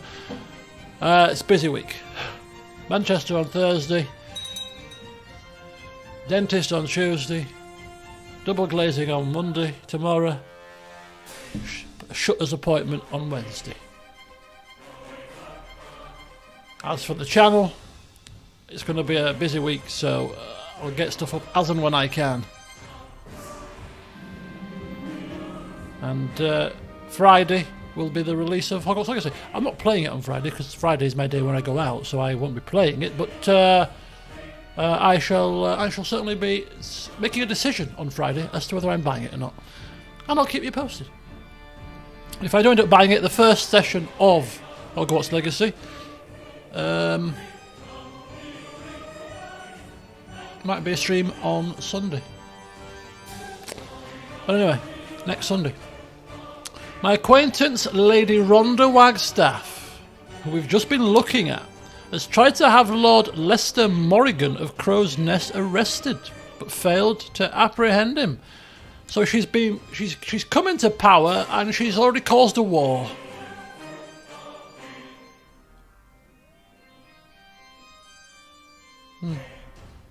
Go figure. She's probably a bloody tyrant too. I mean, she's kind. A bit deceitful. Oh, Mr. Karen has popped his clogs. No. Oh, my wife has died. My lender. Probably died of boredom. Oh, natural death at age 51. My lender. My lender. I mean, we were never like madly deeply in love, but nonetheless she bore me 5 healthy kids. We had our fun. We were never that much close. I spent half my time away from her in Storm's End, for heaven's sake, but needs must. She was loyal till the end. So make a big and special funeral, or just keep it small and private? No, honoured with a full funeral. Who will you invite? Just the Topcliffe family, all of the court, my vassals and court, all the lords of the realm. Well, we can't afford to invite all the lords of the realm, unfortunately. So, the vassals. Vassals and court seems like an adequate sized funeral. I mean, we're literally bankrupt. Kids and wives. Between them, just like real life, your money's not your own. Or so I hear. The invitations have been sent. The time to prepare for the feast. And as a lady that liked her food, even if it puts us into negativity, we're going to splash out on the biggest feast we've ever had here. I'm widowed. I'm grief-stricken and mourning a lost spouse. Now, is that a permanent trait, or is that a temporary trait for a period of time after you've lost your loved one? Because that's quite hard. Minus 50% penalty. What if we never liked our wife? For example. Couldn't stand her. That's fertility going up in my estimation, surely. I mean, clearly, not in this case. Maybe because your wife was also your lover. Which would make sense. Because, like I said, if we didn't like her... Yeah. So we are grief-stricken. Clearly. Because not only was she our wife, but she was our sounding board. You know, when you've got a grumble, she's probably the first person we moaned to. Anyway, the invitations have been sent out. We are holding a large feast, nothing less for my lender. I'm spending lavishly on food. We're going negative. We're going negative, baby. Oh my god, this could be our demise. Time passes, yet to me the world seems unreal. It is if a life without my lender is but a mummer's farce. I am lost in this sea of loneliness and know not where to turn. Oh boy, this could be tragedy. So we've lost our manhood and we've now lost our wife. We're probably thinking to ourselves the likelihood of us getting another wife at this point, or even getting another lover at this point, is probably not going to happen. All of our kids have grown up. We've spent every last penny on them. We're now bankrupt. We have done all we can. We have done what we need to do on this earth. We have done it. We have laid the foundation. And if I'm going to go out, I'm going to go out in style. Drown myself in wine, in women, and in song. 90% chance of depressed, 10% chance to lose widowed. Only one of the 5 options will happen. I can get drunkard, gluttonous, gregarious, groomed. I can have a drunken quarrel and lose and get wounded. Look, we're going out in a night of debauchery. Bring it on! Bring the wine to me! Sipping away, the music's blaring.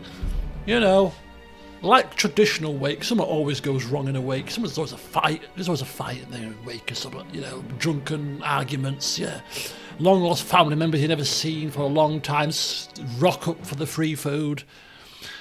And before you know it, your tables are being upturned and chairs are being thrown. Right. Lose ourselves in the books. No. Seek solace in the arms of another. No. What is this? There is no... What is this one? I can't even read it. Anyway, no. This is so appropriate. Let's go with it. Clothes and fine ornaments are a joy of my life. My fellow courtiers see me as a 10-setter. I am fashionable. What? I'm fashionable? Anyway, we're depressed and fashionable.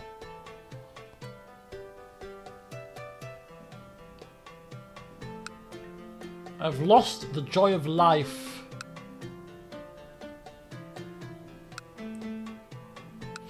Oh boy. Spending time with family. We're depressed in style. Right, now, because we're depressed, we could commit suicide. But we're feasting at the moment.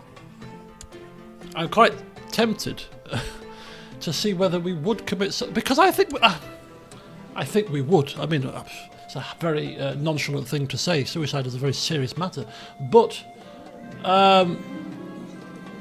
if ever there was a time to do it as this character, now would be pretty much it. But I don't like it. I don't like that. I don't like it.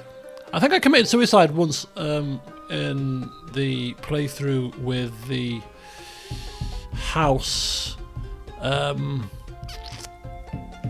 What were they called? Cobbler. I think one of the members committed suicide there. Tyranny of Lord Paramount, Lawrence of the Reach. That's fine.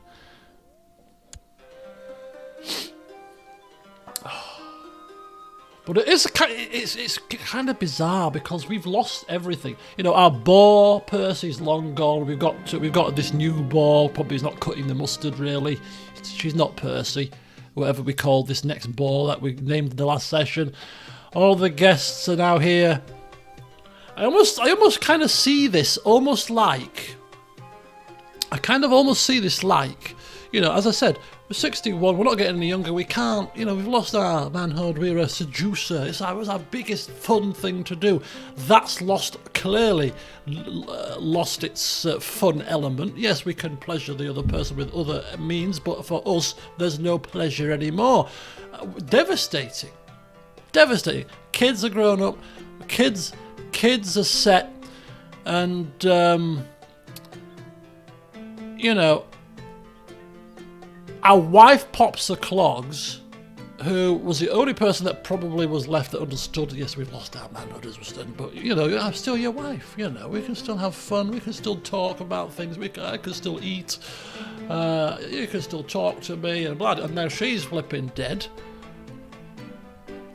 So if we were going to do it, I kind of see it like we're at a feast right now, this grand feast, my wife's funeral, and, no, just slipping in a bit too much milk of the poppy, an overdose of it, into your wine.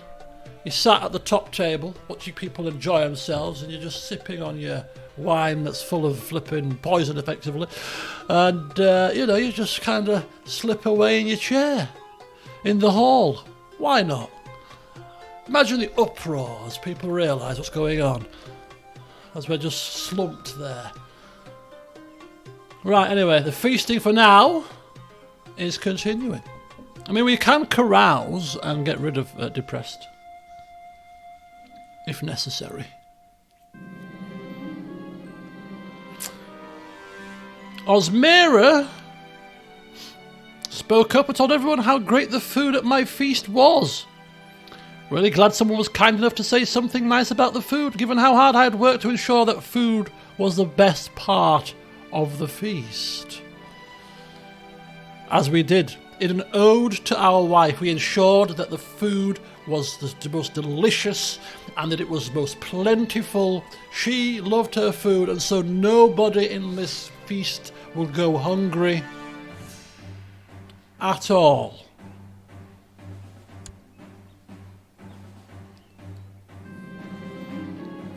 I started talking to one of my guests at the feast and found them most interesting.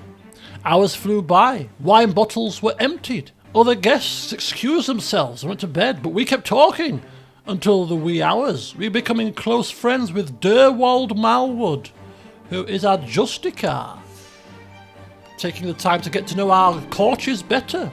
Everyone drank and were happy except Rogar, who was my friend. My friend Rogar is insulting me. A minor property owner of Amble has come out seeking justice. He accuses your courtier Osmira Storm of arson. Don't talk ridiculous. Witnesses, you say? Evidence, you say? How damning is this evidence? Arson, burning down the buildings.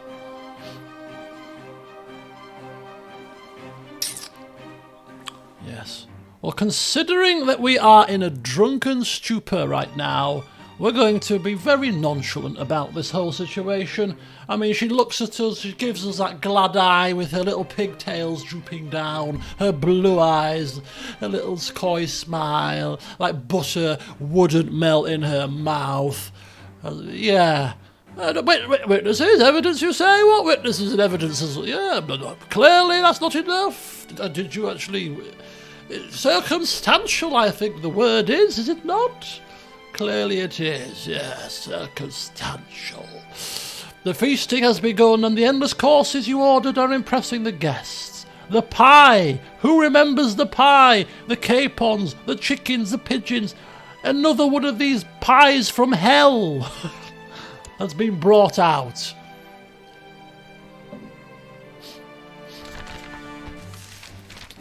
And then, after we've finished the great feast, reality sets in. The Silent Sisters finish the preparations of the deceased. The body of my lender is brought to the local sept and laid atop the altar at its centre. Canopic jars of ornate design are placed at the feet of the dead, and the eldest child, Miles, places the death stones upon the closed eyes of the deceased. One by one, those closest to the departed in life make their way into the sept and speak their goodbyes, shed their mournful tears, and pray to the seven for the dead. As the day winds down and the last goodbye is said, the body is carried by kin along the crowd-lined streets of Amberley to its final resting place. As the sun fades away, a great feast is held, and those who knew the dead recount stories of the life and the deeds of the lost. She was a woman who was well known for their amorous adventures despite her vows. Who's to say that she didn't have her own fun on the side when we was missing? Open relationship, perhaps? A mutual understanding between the two of them?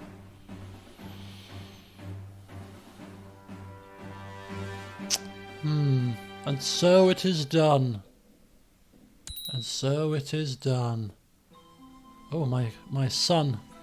Still, yep, can go into hiding. Oof, it's a very harsh thing to do.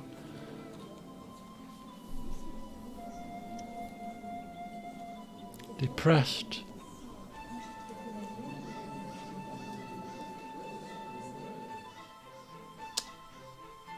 "4 years until we end the truce." The hell are you doing in our land?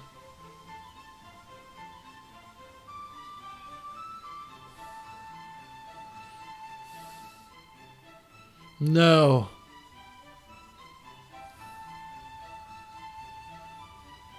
No, no, no, no, no.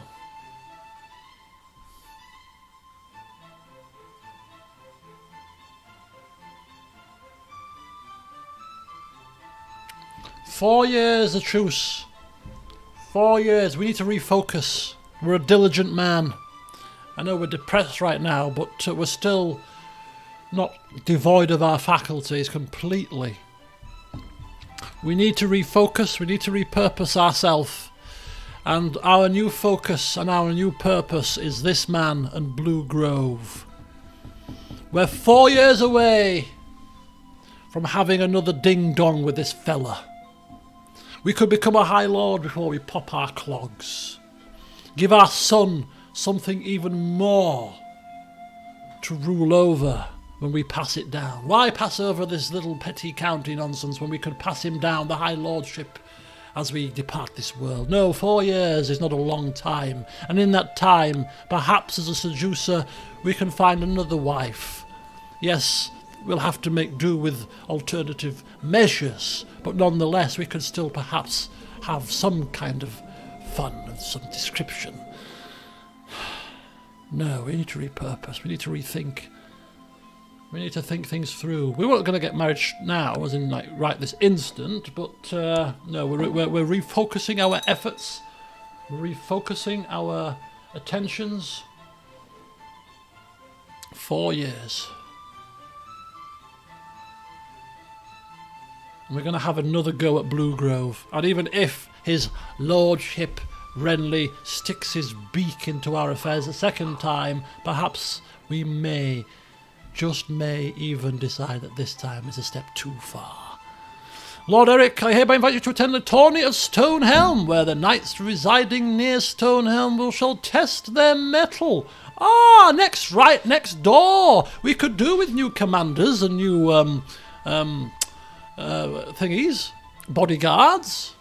I will attend. I need to attend. I'm very bored, and I have to pass 4 years of my life listening to the endless drivel that's the council meetings of Storm's End,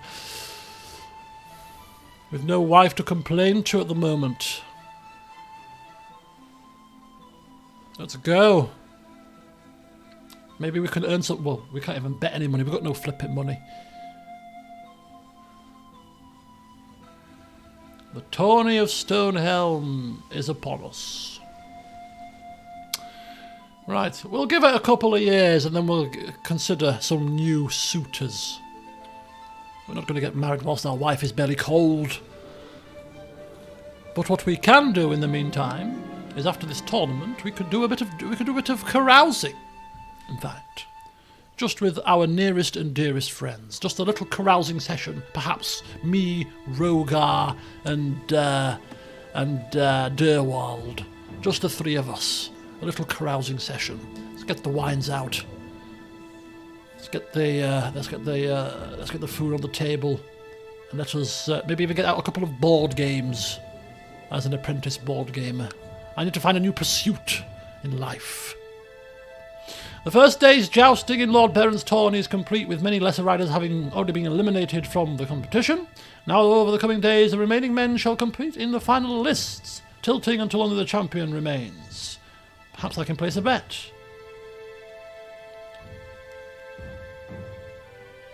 Perhaps I can. It's going to bankrupt me, but I couldn't care less. Or maybe we can't because we've got no money. My son is jousting! It was Sir Argilac Swan and Sir Manfred Wendwater's turn. Sir Manfred won soundly. In the final tilt, Sir Argilac was sent flying from the saddle in a hail of shattered lance pieces. He landed with a sickening crunch, clearly grievously wounded. Yes, well, perhaps we won't be inviting him to our court to be a bodyguard. But Sir Manfred Wendwater, however, doesn't want to move anywhere. Just right now, place a bet on the tourney. I can bet 5. Oh, he's a very kind-hearted man. Sir Manfred Wendwater. He's a pretty decent bodyguard material. Pretty decent. Pretty decent. Right. Now, I dare not look. Oh no! My son Sir Morton was paired with Sir Orys. My own Sir Orys as well. After many tilts and broken lances, Sir Morton was eventually unhorsed, leaving Sir Orys declared the winner. Your son has been eliminated, but thankfully Sir Orys, as skillful as he is, ensured that he was unhorsed without causing a grievous injury. Thank you, Sir Orys. Thank you. Now, we could bet on our own Sir Orys, and we will. We will bet on our own Sir Orys. I will make a small bet, I will make a medium bet, I will make a large bet, I will make a 5-1 out of the 8 remaining. I'm going to go with a medium bet. Puts us in the negative again. I have money to bet. It's called leverage. Don't let me down, Sir Orys. Follow in the footsteps of Sir Barristan the Bold. House Amberley for the win.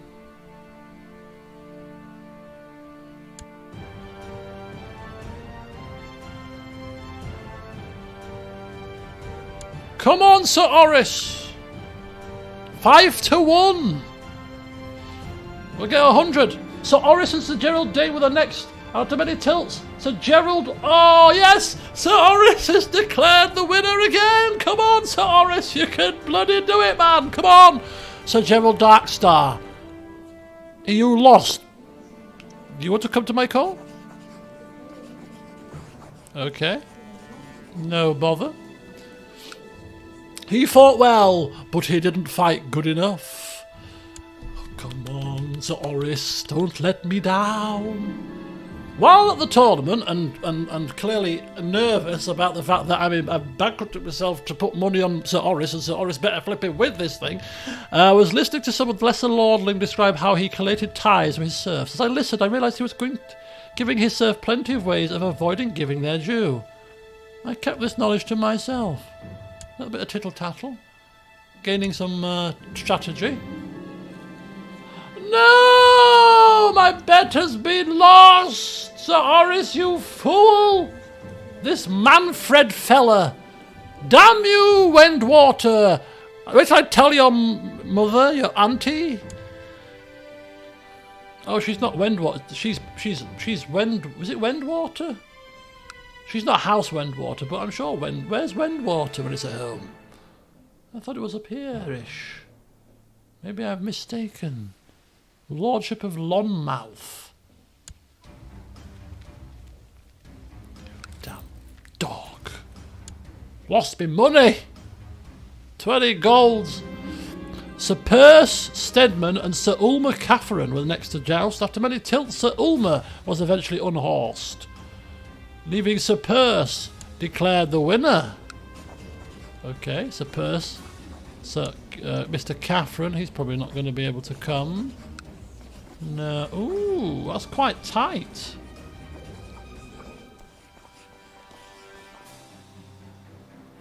That's quite tight. If we were to give him a gift, he'd probably come. He's not that grand though, is he? He placed 3rd place in the tourney. In a small tourney.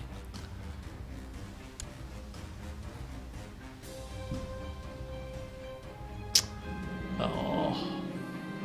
So, 2 knights remained. Sir Wendwater and Sir Perce Stedman. And let's have a look who won. Oh yeah, bloody Wendwater. Yeah, he's definitely not going to come. Well played, Mr. Wendwater. Small tourney win. Happy days for you. Oh, happy days for you.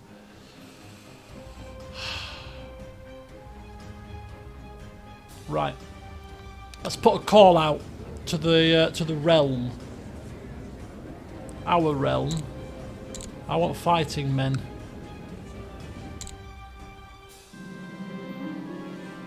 After much food, strong wine, jousting and combat, Lord Baron Swan's tourney has finally ended.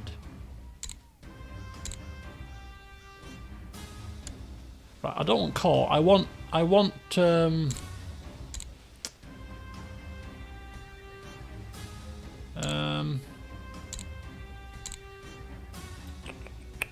that's fine. I want a Stormlander, basically. Ah, there we go. Now, I want a Stormlander that isn't hooked up with another court. So if I don't want to pilfer. I don't want to pilfer other courtiers through this method.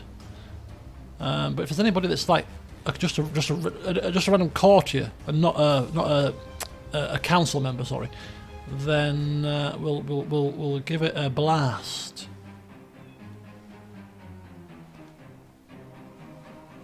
Storm is the culture Stormlander? Oh, it is. There we go. Right, so we got commander. I got a courtier, Carlton. 11. Oh.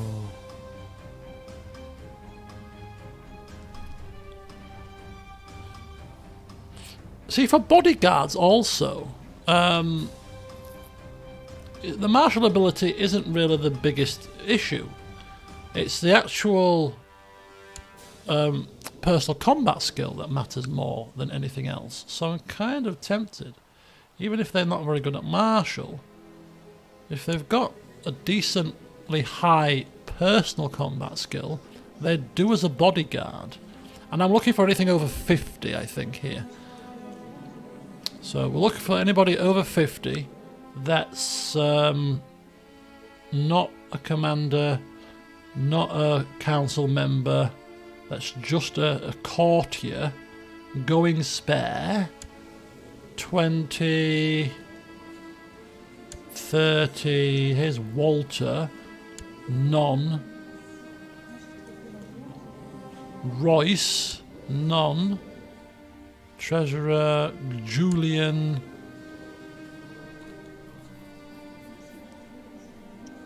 Dale, Humphrey,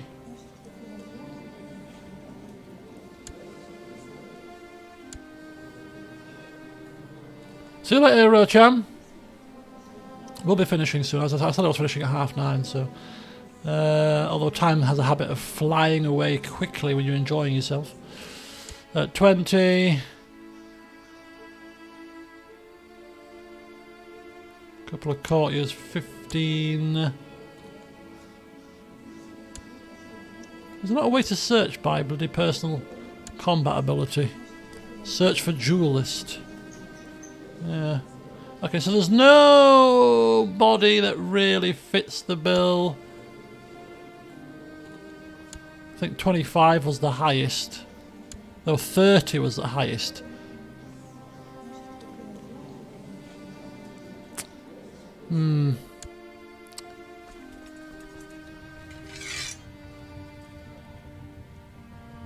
So Sir Oris is clear. Foxton is 40. Obviously Sir Oris is 50. Yeah, it's got to be 50. I've got no commanders left. Glendon, Master of Logres Town, you'll have to do for now. And oh, there's Carlton. Oh, no. Sorry. Rogar. My good old Rogar. That's fine. Okay, carry on. My life isn't. It's not that. It doesn't matter. One can never be too. No, one can never be overly prepared for these things. Anyway, speaking of that, where's my son? 25.9, still doing fine. Take out a loan from a vassal.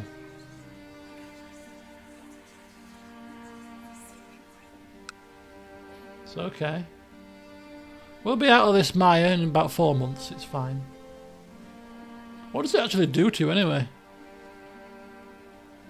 Oh, corruption and stuff. Oh, we've lost the Maester. Maester Lyman. Now he's definitely been here for the entirety, right? I think he's got a son. How did that happen? Maester. Right, we need to bring forth a Maester here. Send for a Maester from the Citadel. Oh, I need 20 gold to send for a Maester. Oh heavens! Everything costs flipping money.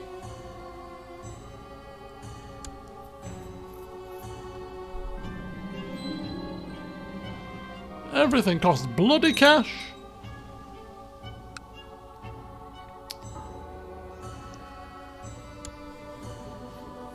Let's have a look at how Rob the Evil's getting on. Any more babies' heads lopped off?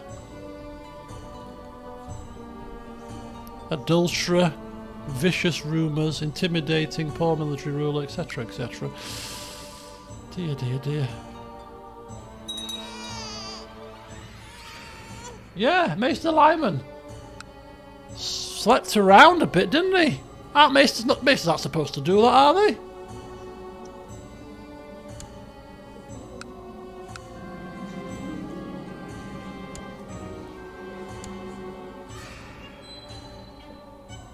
How's my son getting on?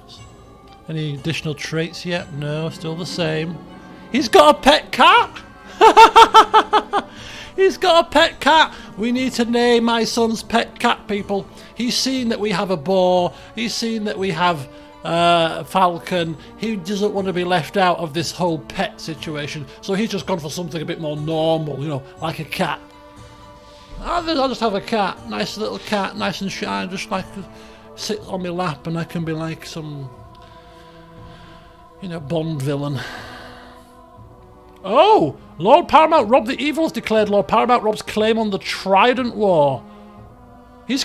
Oh!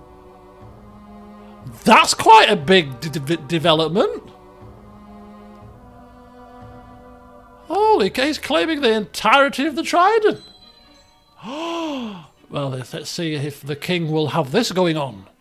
Holy cow, this is big news. Rob the Evil has just upped it a level. He has just upped it a notch. Holy cow, he's attacking, basically, his uncle. He's attacking his uncle. Oh, Rob, you flipping idiot. I'm saying that, and if he takes it, who's going to look more of an idiot, really? He's going to have 2 Lord Paramounts to his name. Jesus wept. Right, Gallard has arrived at my court. You are the same Gallard that I kicked out of my court, weren't you? Did I kick him out of my court before? Why has he come back like a bad smell, like a boomerang?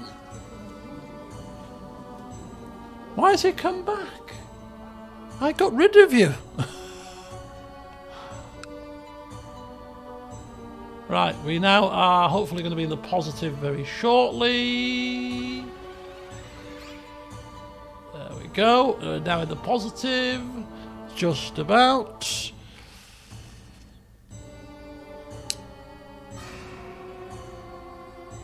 Luxury clothes are trending at the moment. What about keeping your courtiers busy by changing the fashion at court? Introduce a new fashion.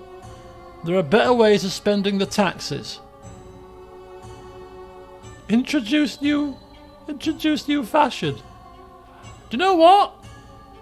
We're going to introduce new fashion. We need something to keep ourselves occupied without a wife, without a tackle. You know, we're trying to focus on the fact that we're going to be a High Lord in 4-5 years' time. That is the gift we shall give to our son. So we need fun things to do to keep ourselves occupied. Let's get speaking to all the fashion gurus in the area, and let's set a trend. Let's set a fashion trend. Yes, we will do exactly that. Oh, we've got proud. Holy hell. Oh, it cost us a bit of cash. We're bankrupt again. Everything costs money. So we are now a proud man. One of the sins. Ambitious and work hard to increase their prestige. I don't think that's too dissimilar from what we've been trying to do. We have been thinking about our house's future, you know, the sense of pride that goes with that, making sure that there's no black stains on our honour when we hand our titles down to our kids. I think that's perfectly fine. And now we've set a trend. The question is, folks,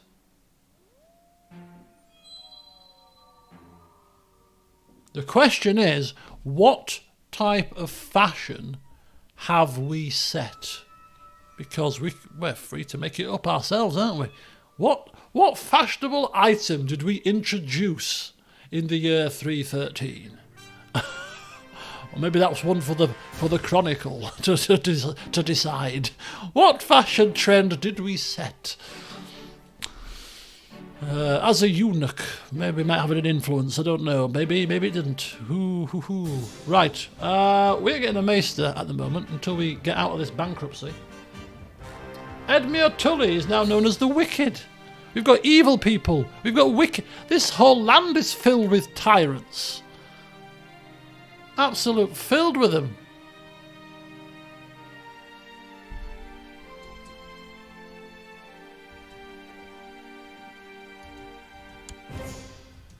Absolutely filled. Right, give me 1 second, folks.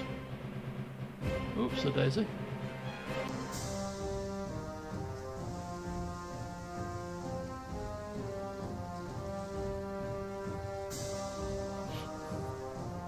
Okay, sorry about that.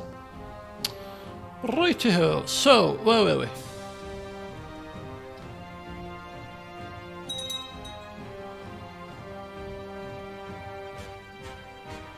The king transferring some more vassal contracts. Right, what we're going to do is we're going to go until the turn of the year, which will be which will be in 5 months' time. Start of the year 314.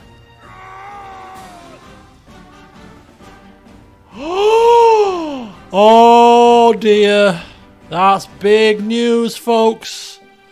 Edmure Tully killed in personal combat, which is probably going to mean the war's over. Rob the Evil is about to become, or maybe not. I don't know how it works. Does it not work like that?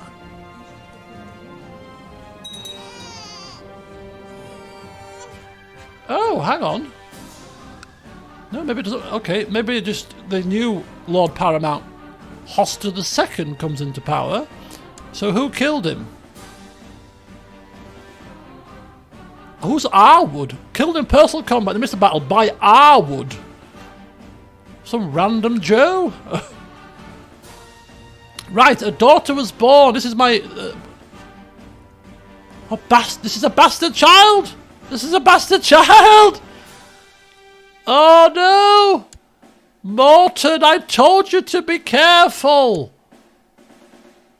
I told you to be careful, man! Oh, she's dead! She's died in stillborn! It's a blessing. It's a blessing, it's a blessing. We'll have to give her a name. Shalena? it's only going to be on a it's only going to be on a memorial, isn't it? Let's be honest. Ella, Carmella, Lollis, Alice, Eleanor, Mayella, Idiora, Malia, Simona, Alora, Argelia, Elena, Idoria, Tysane, Cassandra. There you go. No, Mayella. Almost like Paella, but with an M. I like Paella. But she's dead, right? She died she's stillborn. Yeah. Aww. Blessing in disguise.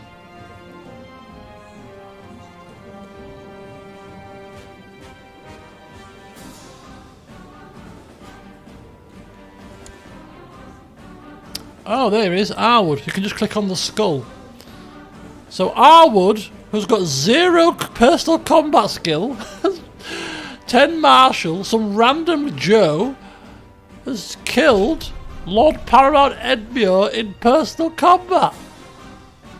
What an embarrassment! I mean, to be fair, if you looked at him in the TV shows, you could probably picture it happening. To be honest with you. Right, let's carry on. But the war isn't over with his death. That's a delayed message. Just passes down to the next child in line here. Hoster the second. I wonder if the king will ask Rob to stop this war or not. Be interesting to see. Right, we're out of debt again very shortly. Until the next saga comes along. Still lender. Oh, God. If Rob takes the trident, it will be crazy. It will be pretty crazy. Oh, spreading the good word. Not as if I need the good word to be spread about me, because clearly I'm a good man. Oh! Well, that was good. That was fortuitous timing, was it not? As I am a good man. Oh, I didn't make it to his high lordship. Was a good man. Past tense. Oh, what did we die of? Died of depression. Oh. Let's have a look at what's happening here. So we have a new heir. So we'll be playing as Eryk II if we die now, because we are now Miles. We'll get a look at ourselves in a second. Shut that down for a minute. So let's have a look at all these different messages. This is a new thing now for me. It's a new situation. Does death in this game bring you something different to the base game? So we've taken our last breath at age 63, died of depression, quick of wit, fast to learn and quick in bed. Eryk was a particularly able man. He is with the gods now. And now Lord Miles, a reclusive man. He is perfectly fine letting the council do most of his work. A man of what's it called? Delegation. A man of delegation. A healthy head of hair. Big bushy beard. Definitely his father's son. I think it's clear to see. The amber locks are still running strong. We have several pretenders. Of course, all of our family members. None of them like us. My brother's is neutral. But there could be some trouble and strife ahead for Lord Miles. So be it. Let's have a look at this. As per law and custom, 104 of your father's wealth, what wealth? We died bankrupt, has been divided between 2 of your kinsmen as their inheritance. Your sister Berlina is one of the beneficiaries. Where's my beneficiary? 3 years' worth of income is split between their eligible children and grandchildren as inheritance. This excludes patricians. Below baron tier or below, not forbidden from inheriting titles. either unmarried or is the correct gender for the rules. Succession law is not. That's a lot of thing. That's a lot of restriction. Your father, Lord Eryk Topcliffe, has died, and now it falls to you to decide whether to make the funeral a big and special event or just keep it small and private. We can't afford anything. Right, the first task we're going to have to do is we're going to have to get a loan out to pay for my father's funeral, because we can't have this man at some poxy small private funeral. You're having a laugh? The first Lord of Amberley? A man that saw his children and saw us all grow up with fine educations? No chance. Full funeral. And I think it's one. No, don't do it, Eryk. Don't do it, Miles. Don't do it. I think the whole realm should be invited to this auspicious day. That's a lot of debt. How much? Let me see. Stand aside, please. Right. Take out a loan. Okay. How much can I take out? The Iron Bank of Bravos gives us 69 gold. The Minor Bank gives us 69 gold. Would he like the whole realm barging in? I suppose I'm seeing this as, even if he is shy, 45%, Jesus. Even if he, well, he would have to be there, wouldn't he? He would have to be there. Would he have to be there? Oh, choices, choices. Right, let's, so how much is a little poxy funeral? Just the Topcliffe family. How much has it got? 16 for the court. The vassals is 30.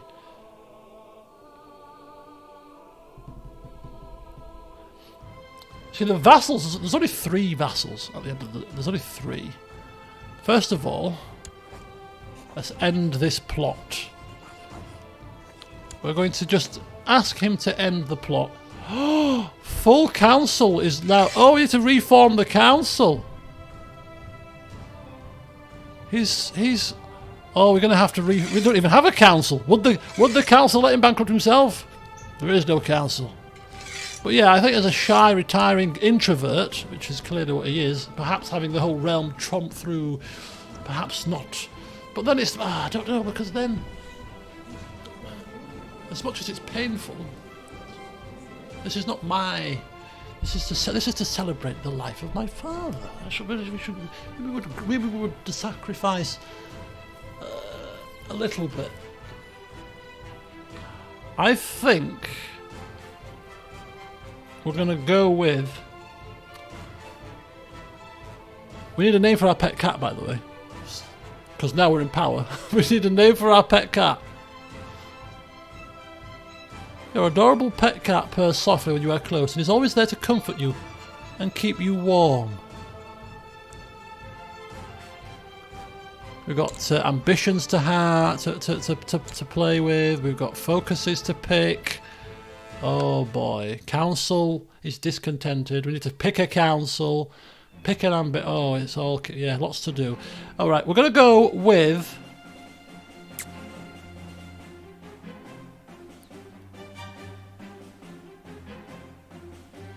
You know what we're gonna... Yeah, yes, we know what we're going to do. We are going to go with a... family only. Family only funeral. Which is obviously the main ceremony, just the funeral part of it. And then, you know, when people want to pay their respects after the funeral ceremony has been done, they can then come out and pay their respects. We can make a swift retreat before that happens. But in terms of the actual funeral itself, the placing of the stones on the eyes and all that kind of jazz, just family. Just the close family. And then we shall open it wider for everybody else to pay their respects. After that's been done. I think that's probably the best idea. Mr. Miles. Right, okay. Let us pause it right there, because there's a lot of work to do now. So, yes, folks, there you go. Right on cue, pretty much. We popped our clogs. So here we are. Miles, Topcliffe of Amberley, 26. Yeah, Lordship of Amberley, Castle of the Rainwood, and all that handed down to him by his father. The state of our treasury handed over as well. Some kind of vicious rumours are being spread about us. What vicious rumours would they be? Who knows? But yeah, ambitions to pick, focuses to pick. But here he is, Lord Miles. He is a gruff diplomat. He's content. He's deceitful. Not the best though. So maybe a really good spy master to help us with that deceit would be good. He's diligent, like his father was.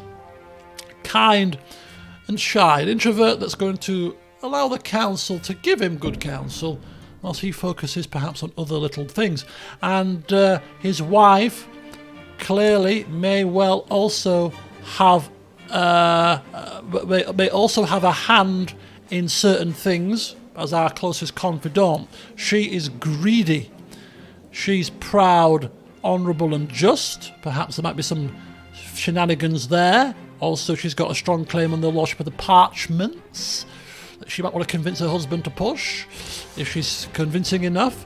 And we have two claims. We have a weak claim on the Lordship of Knightsong. How did that happen? And we have a weak claim on the Lordship of Bluegrove, which was passed down to us by our father when he pressed that claim.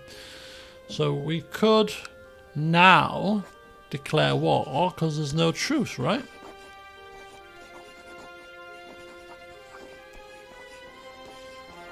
Okay, there's no truce, but we are a content man. So I'll have to get my head around the fact that we are content, and whether or not, as a content ruler that's just come into power and is getting his head around ruling, and the fact that his siblings now want to stab him in the back, perhaps swiping the Blue Grove right now isn't top of his list of things to do for certain. But where's this Knightsong place that we have a weak claim on for some bizarre reason?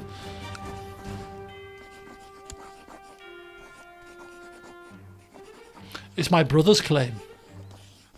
Sir Morton has got a claim on the Lordship of Knightsong. How's my brother done that? Weak claim on the Lordship of Knightsong. Strong claim on the Lordship of Amberley. Strong claim on the Castle of Rainwood. Weak claim on the Lordship. Okay. How's he got this claim?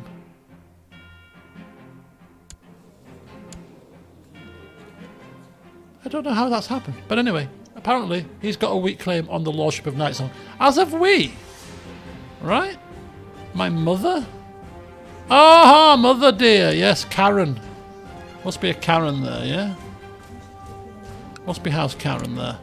Ah, yes, House Karen. Yes, indeed. That's solved that little mystery. Very good. Very good. Thank you for that. So vassals, let's have a look at the vassal opinion. Not bad, actually. A little bit of Logres Town work to do, but that's that. We've got two rivals, of course, to deal with, or not, as the case may be, and a few people, mainly our own family members, don't like us, and we've lost all of our allies. But yeah, the chapter starts afresh with the shy and retiring Lord Miles of Amberley in the next session. Yes. So there you go. Thank you for watching this evening, folks.